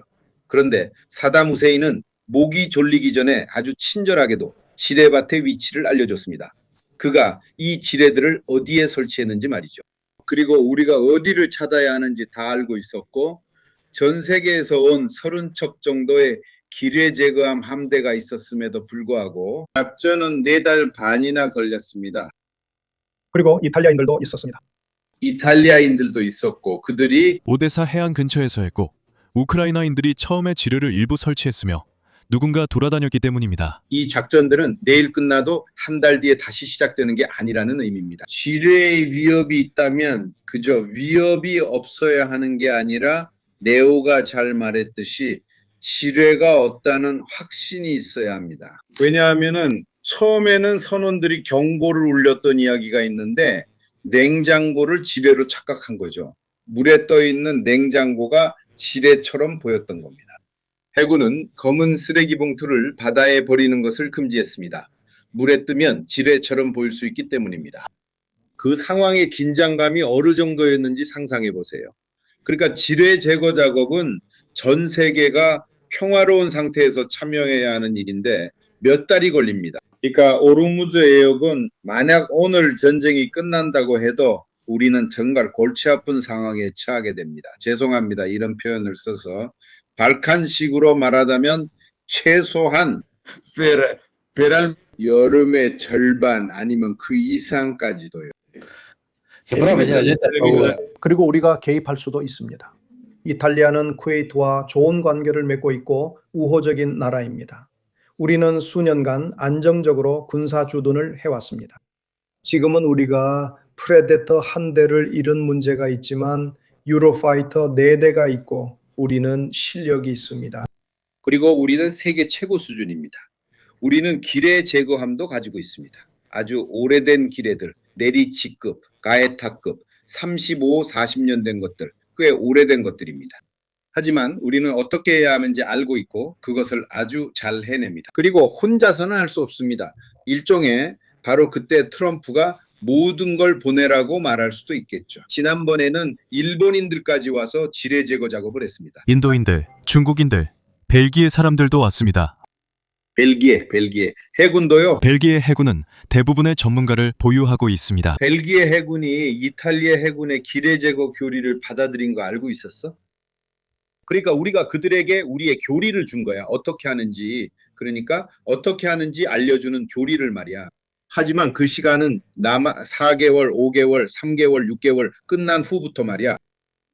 그리고 그 순간에 인도인들도 처음으로 그 흐름이 빨리 재개되기를 바란다는 점을 기억하자. 그러니까 그들 역시 아마도 이를 피하기 위해 스스로 조직할 것이다. 질문이 있습니다. 지금 중국 러시아 전쟁을 시도해 보시겠습니까? 즉, 러시아는 돈바스에 발이 묶여 있고 중국은 석유 공급처 2곳을 막 잃었으며 미국은 이미 이란에 개입되어 있습니다. 아무도 아무것도 할 생각이 없고 오히려 거의 당황스러워하고 있습니다. 리시코 같은 보드게임에서처럼 뭘 해야 할지 모르면 공격합니다. 캄차카는 아니고. 그런데 또 그 유명한 트리폴리는 바로 태평양 쪽에서 오고 있습니다. 그리고 트럼프가 미국의 우선순위 지역이어야 할 곳에서 그런 자산을 제거하는 것을 신뢰한다는 사실이 참 특이합니다. 보시다시피 이는 특이한 일입니다. 트럼프가 이란 문제에 뭔가를 걸고 있다는 뜻인가요? 그리고 여러분, 다행히도 미국은 자국의 대륙, 자기네 방구에 집중해야 한다는 점이죠. 걔들에게 다리를 장착해 주는 거죠. 새로운 모론 독트린, 다행이에요. 그렇게 안 했으면 무슨 일이 있었을지 몰라요. 실제로 나이키 직원들은 그에게 매우 화가 났어요. 실제로 반스는 거의 사라진 것 같아요. 예전에는 없었던 루비오 소식도 거의 들리지 않죠. 그리고 이제 크리스티안 쿠피니의 질문이 나옵니다. 미국 외교정책 협상에 참석한 영국 외교관에 따르면 위트코프와 쿠슈너가 이를 주도하고 있는데 이들은 이스라엘 자산으로 정의됩니다. 그렇게 틀린 말도 아닙니다. 왜냐하면 2월 23일 더힐에서 위트코프가 했던 말을 보면 핵폭탄 제조까지 일주일 남았다고 했거든요. 3년. 이 무슨 3년입니까? 그의 정보기관이 말하는 것보다 일주일이 더 짧은데요. 그런데 이게 비비의 젖은 꿈입니까? 그러니까 아마도 그들은 작업을 했을 겁니다.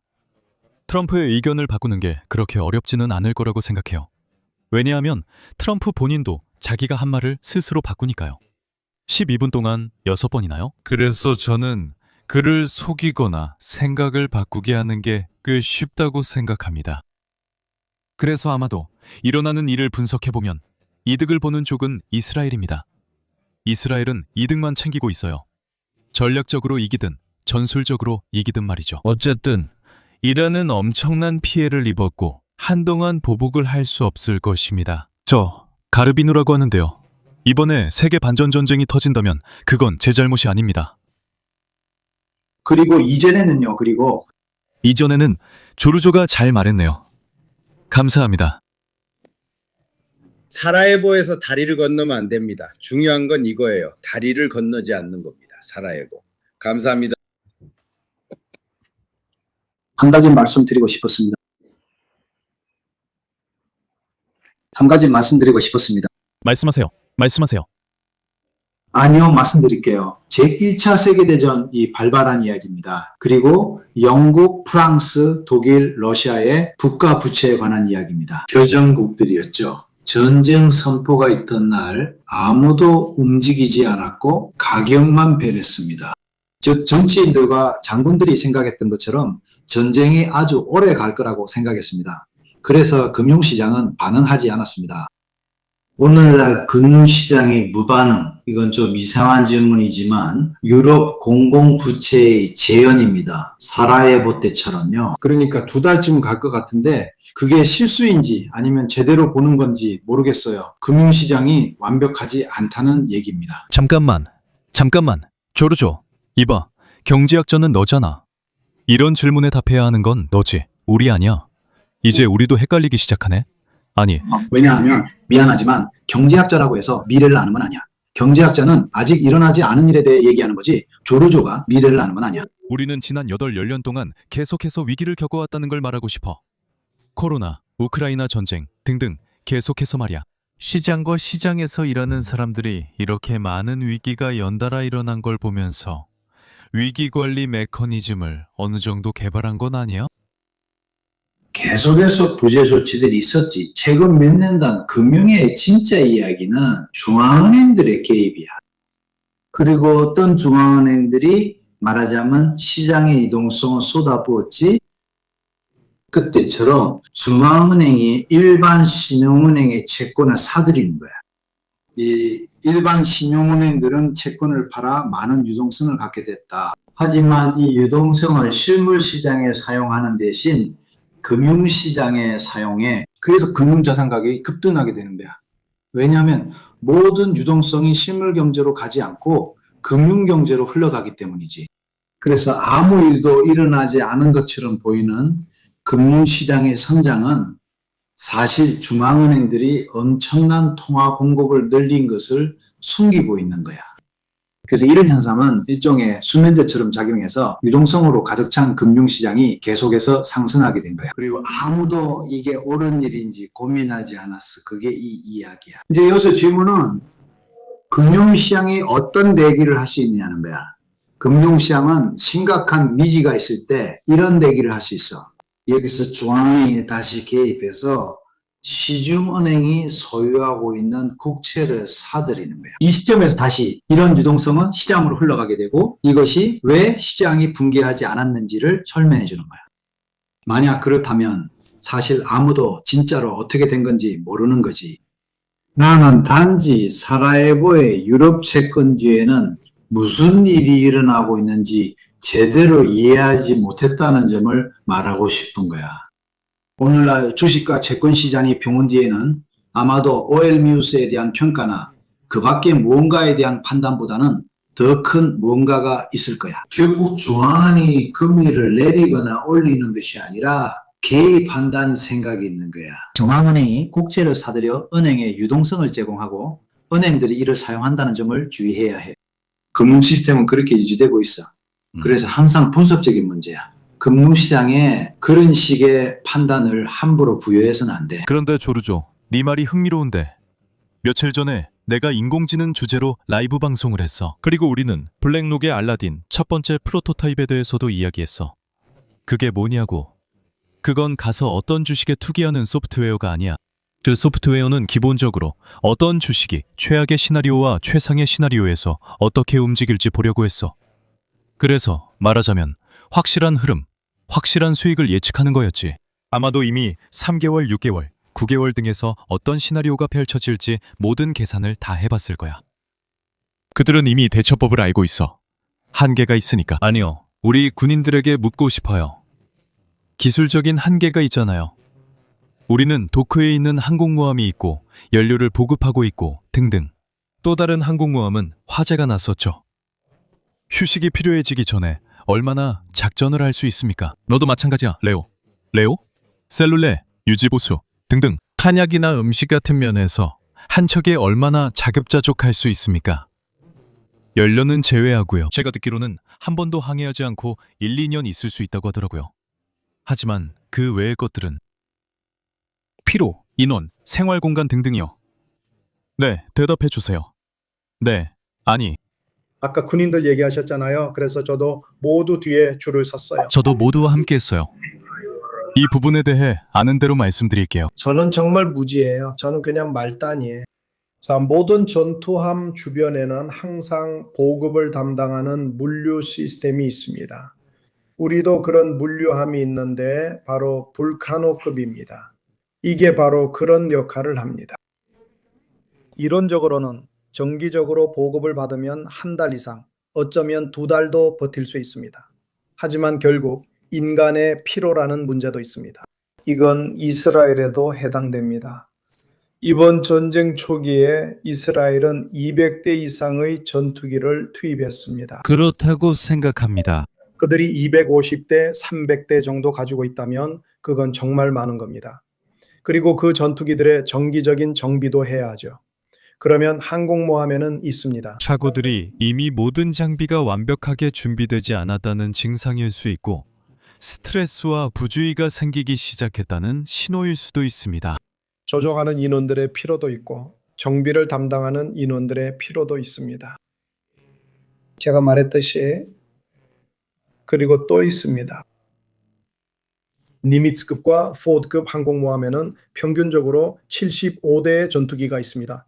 더 많을 수도 있지만 평균적으로 70, 75대 정도입니다.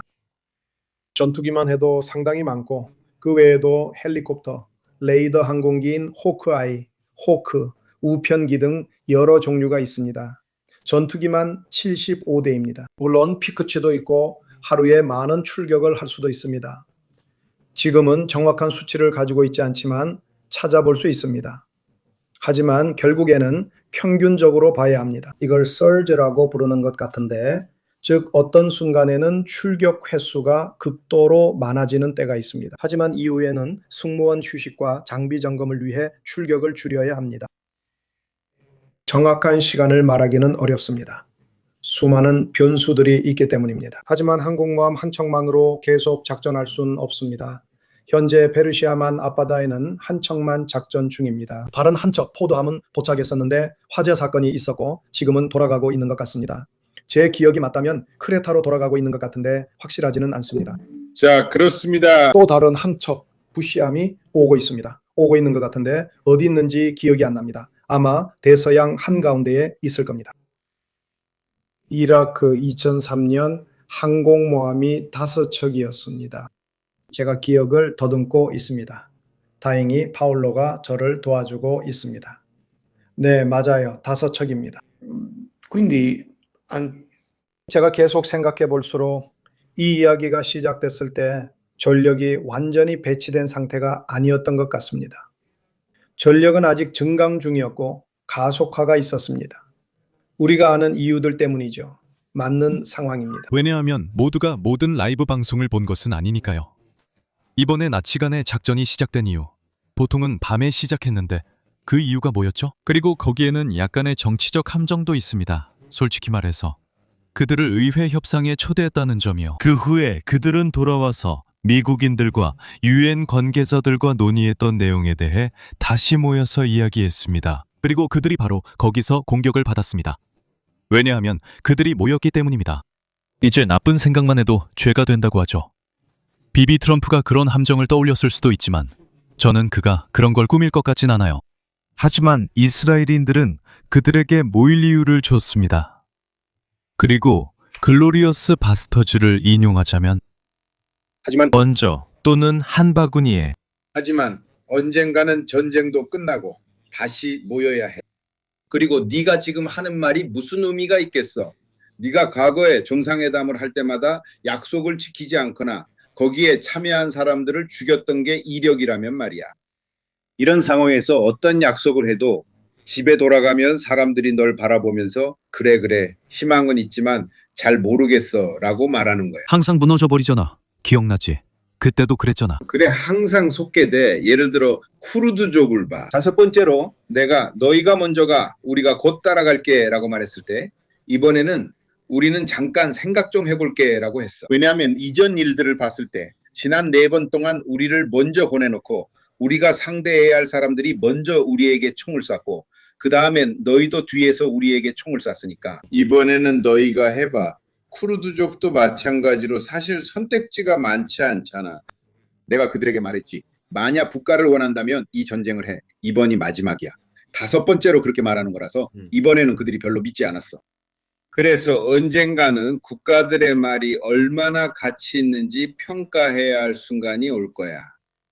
그리고 국가의 말이라는 건 전략적 무기야. 정말 강력한 무기지. 자, 봐봐 파울로. 봐봐. 네가 중요한 점을 짚었어. 이 사람들이 회의에서 만나자는 걸로 이 문제를 넘겨버렸거든. 그리고 하마스 지도자들을 제거한 후 이제 이란도 그렇게 할 거야 등등. 장기적으로 볼 때 여러분 생각에는 이스라엘이 누군가와의 문제를 해결하기 위해 초토화 전략을 쓰는 게 어떤 영향을 미칠 것 같나요? 저는 연합이 두려움 때문만으로 이루어지진 않는다고 생각합니다. 이제 세계 한 지역에서 리더십을 원한다면 이웃들에게 공포를 주려는 방법을 쓰게 됩니다. 그들을 밀사베지처럼 대하고 그들을 카르토의 마지막 역할처럼 대하는 거죠. 그리고 그들이 가진 유일한 선택지는 조용히 있거나 복종하거나 아니면 동맹의 전제로 머리에 폭탄을 맞는 것뿐이라는 걸 아는 거죠.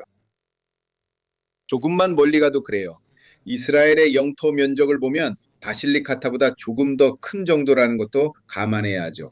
그냥 하는 말이 아닙니다. 900만 명의 인구를 가진 이스라엘이 주변에 약 4억 명의 사람들을 복종시키려 한다는 거죠. 이런 숫자적인 전제는 성립하지 않습니다. 존재하지 않아요. 이스라엘이 영원한 전쟁 상태나 광범위한 통제 속에서 살도록 강요하지 않는 한 말이죠. 그건 바로 이스라엘이 피하고 싶었던 일이었습니다. 이렇게 온갖 소동을 벌이고 있으면서요. 여기서도 우리가 자주 언급하는 아브라함 협정이 있습니다. 우리가 계속 꺼내는 그 협정 말이죠. 하지만 그때는 아무도 총을 쏘지 않았어요. 그러니까 아무도 총을 쏘지 않고 두바이에 가는 이유도 그곳이 좋기 때문이고 이란도 어쨌든 잘 통제되고 있었으니까요. 알겠습니다. 아브라함 협정에 대해 이야기하죠. 지금도 그 협정에 대해 논의 중이니까요. 시리아는 사라졌고 레바논은 그들이 집어삼키고 있고 이란은 폭격당하고 있습니다. 그러니까 만약 누군가가 그 지역에 있다면 그리고 누가 10년 후라고 했나요? 다음은 나일 수도 있어요. 왜냐하면 어쩌면 더 이상 텔아비브의 전략에 맞지 않을 수도 있으니까요. 그런데 내가 왜 이런 걸 해야 하죠? 그러니까 이제 방정식에 불신이 들어왔어요. 큰 사랑은 원래 없었지만 적어도 이익은 있었죠. 하지만 이익과 불신 사이에서요. 결국 걸프 국가들은 이란과 협정이나 평화로운 관계를 맺는 것이 더 이익일 수 있어요. 왜냐하면 그곳에서 살아야 하니까요. 카타르는 이란과 마주보고 있고 아랍에미리트도 이란과 마주보고 있습니다. 그들은 균형 잡힌 입장을 찾아야 합니다.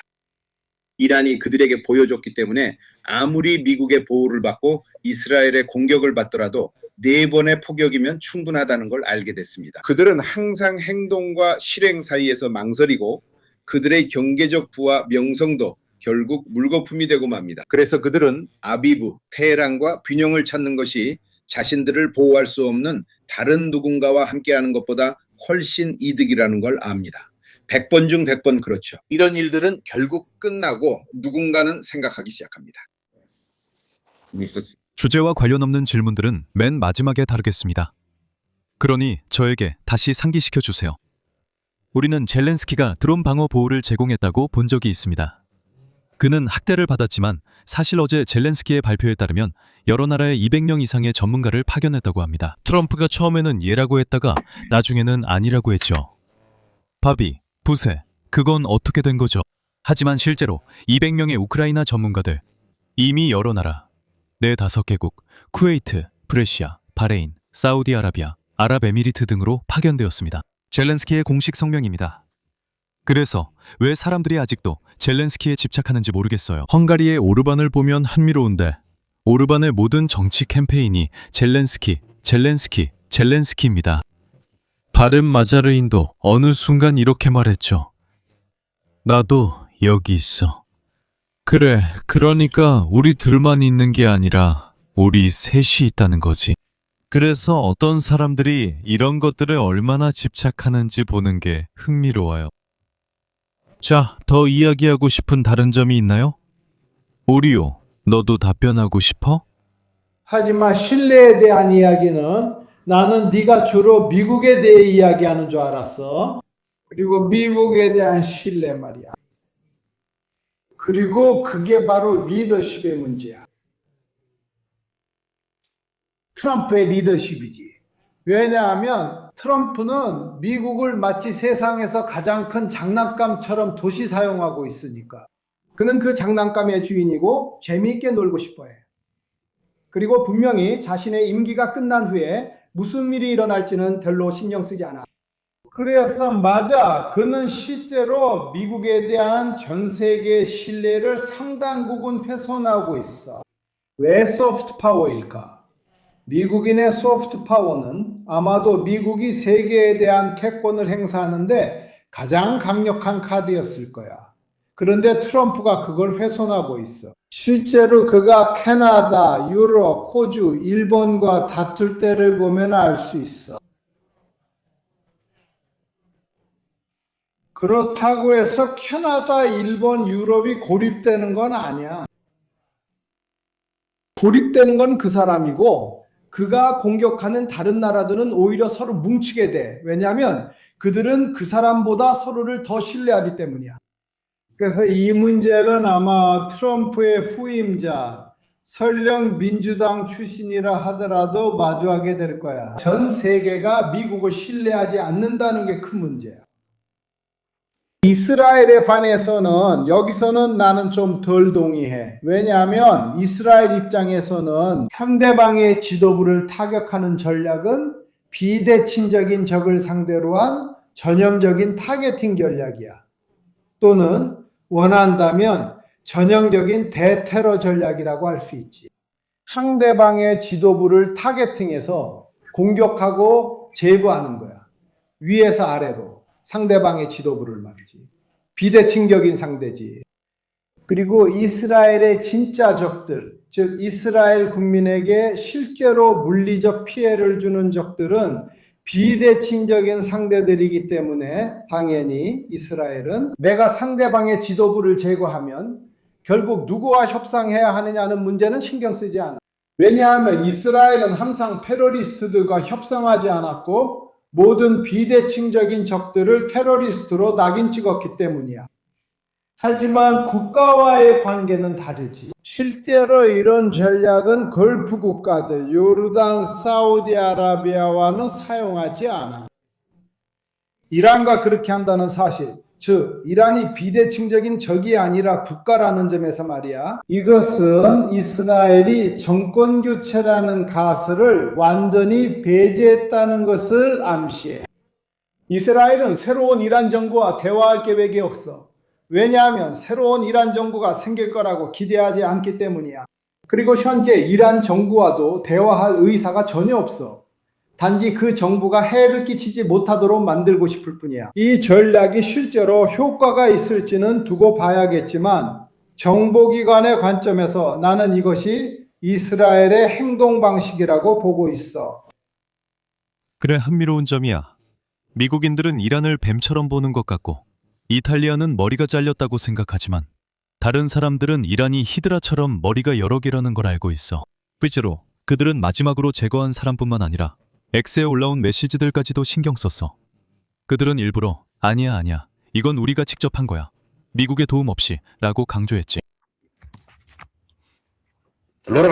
미국인들은 이란 지도부의 위치를 전혀 모르고 있어. 반면 이스라엘인들은 특별한 정보 수집에 관심이 없다고 믿어. 반면에 나는 모사드가 그 지역에서 일어나는 모든 일을 알고 있을 거라고 생각해. 미국인들은 어디로 가야 할지 전혀 감도 못 잡고 있어.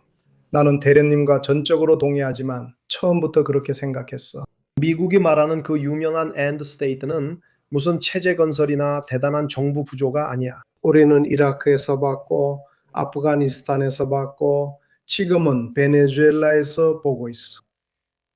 그들은 부술 것만 부수고 무장 해제할 사람만 해제시키면 돼. 그리고 나서 만약 정부가 생기거나 민중혁명이 일어나면 그때 가서 대화할 수 있게 되는 거지. 좋아. 만약 그런 게 없으면 나는 승리를 선언하고 집에 가는 거야. 왜냐하면 내가 그들을 무장 해제시켰고 미사일도 없앴고 발사대도 없앴으니까. 6월 25일에 이란의 핵 프로그램은 완전히 무력화됐었는데 이제는 더 이상 그렇지 않아. 왜냐하면 아직도 그걸 쫓고 있기 때문이야. 그러니까 우리는 8개월 전 이란의 핵을 파괴했다고 선언하면서도 아직까지도 그걸 쫓고 있는 사람들을 마주하고 있는 거야. Accountability라는 단어는 이탈리아어에는 없는 말이야. 우리가 그 의미를 전달해야 해. 이건 앵글로색슨계 단어야. 내 생각엔 저쪽에 있는 앵글로색슨 사람들조차도 이제 그게 뭔지 더 이상 모르는 것 같아. 왜냐하면 누구든지 너한테 이렇게 말할 수 있거든. 야, 6월에 너는 이란의 핵이 파괴됐다고 했잖아. 그런데 우리 아직 여기 있잖아. 아무도 이런 걸 그에게 지적하지 않아. 이건 정말 심각한 일이야. 이제는 대령님 말씀이 맞아. 트럼프는 미국이라는 장난감을 망가질 때까지 가지고 노는 거야. 어떤 미국인 해설자가 이렇게 말했어. 10살짜리 아이가 화염 방사기를 발견하자마자 주변의 모든 정원을 태우기 시작하는 것과 같다. 멋진 비유네.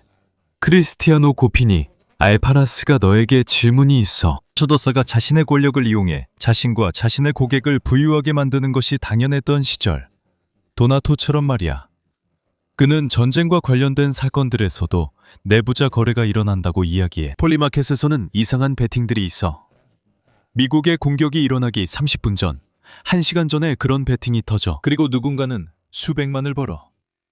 아마도 진짜 샌드컴 소속이거나 뭔가를 알고 있던 군인이었을 거야. 하지만 이제는 일론 머스크, 틸 등 모두와 함께 엄청난 수준에 도달한 것 같아. 그래, 여기서는 분석을 더 넓히는 게 더 흥미로운 것 같아. 왜냐면 그게 사실이거든. 그래서 결국 고발한다는 건 결국엔 어느 순간 계속 말하다가 지쳐버린다는 거지. 비트코인이 중앙은행의 자산에 들어갈 거야. 비트코인이 폭발적으로 오를 거야. 아니야, 사실이 아니야. 폭락해. 네가 그거 사는 거지. 그런 주장을 하기 전에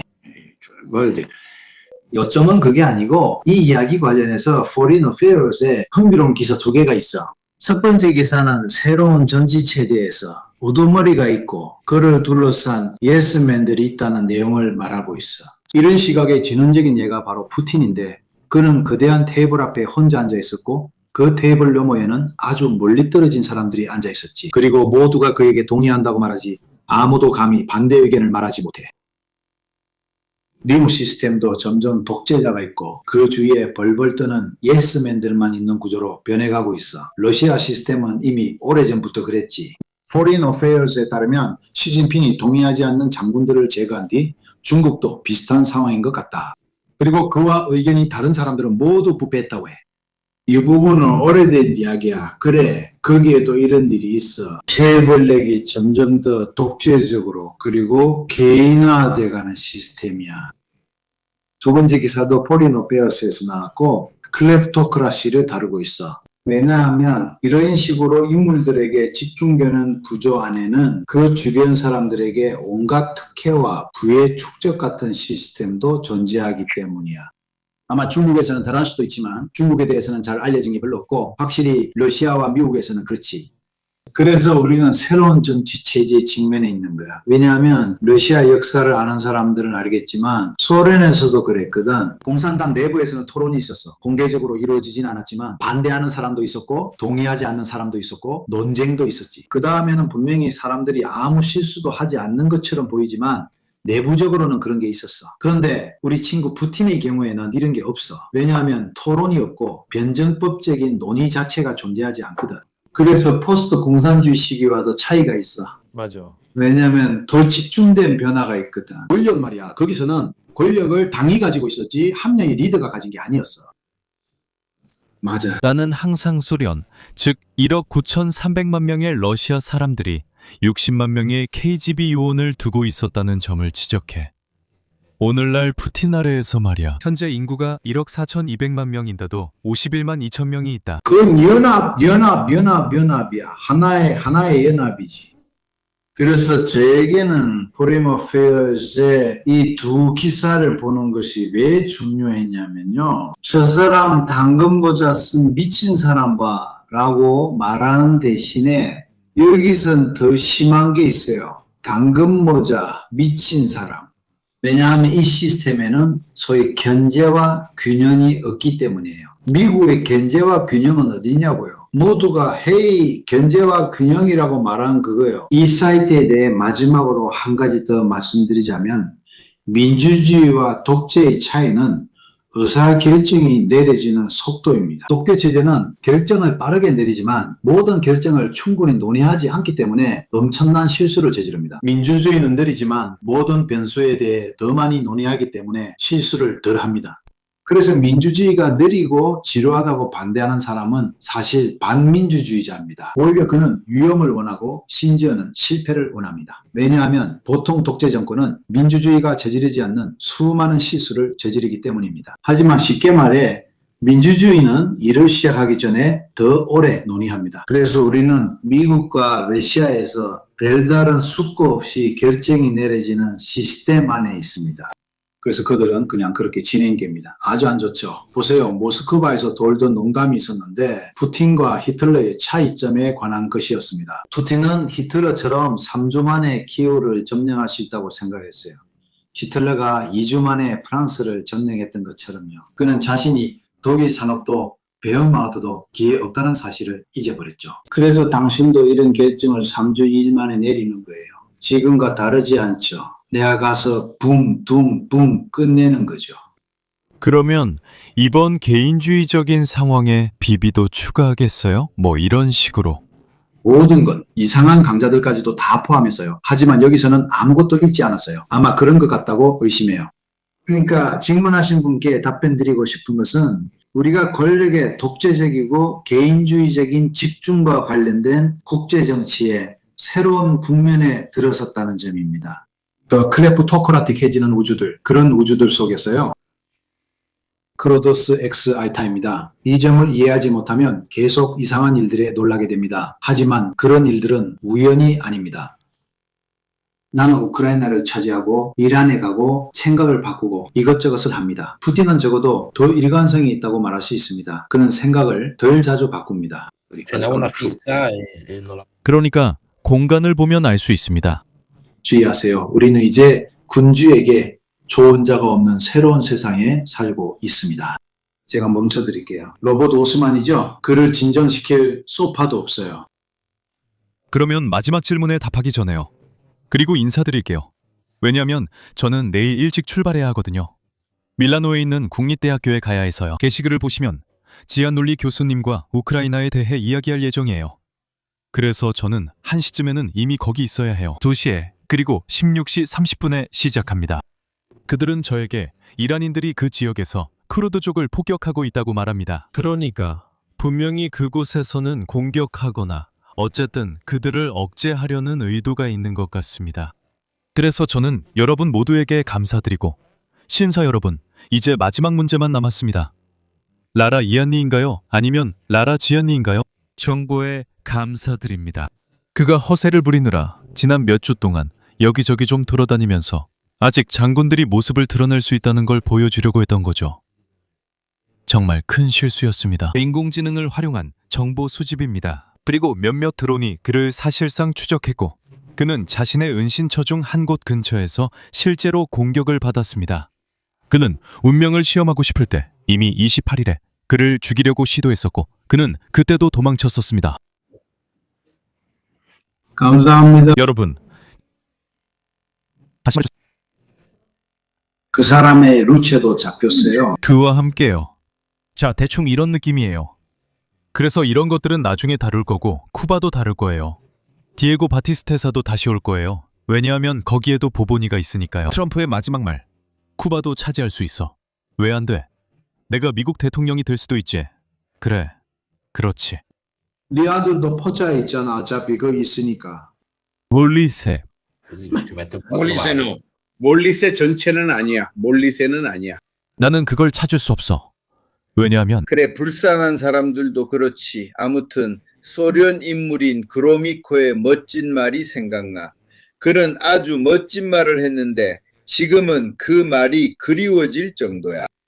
그가 말했지, 전쟁을 1시간 하는 것보다 10년을 토론하는 게 낫다고. 이 말을 한 사람이 바로 소련 사람이야, 소련 사람. 물론 10년까지는 아니더라도 말이지. 하지만 다시 대화를 시작하는 게 좋을 텐데, 개화를 하려면 누군가 머리를 써야 해. 그리고 어쨌든 제대로 작동하는 머리가 있어야겠지. 그건 맞아. 자, 저희는 모두에게 감사드리고 인사드리겠습니다. 레오나르도 란차라, 스티르 페데령, 카피티니 장군, 그리고 저희가 가장 좋아하는 경제학자께 감사드립니다. 조르주가 왜 이런 필요가 있는지 우리에게 이해시켜줍니다. 갑작스럽게, 어쩌면 트럼프 때문만은 아닐 수도 있고 오히려 유도된 것일 수도 있습니다. 여러분, 내일 밀라노에서 뵙겠습니다. 오실 분 계신가요? 오후 4시 30분, 밀라노 산타소피아 구우번지 국립대학교 M301 강의실입니다. 거의 전체의 코드처럼 보이네요. 와, 감사합니다.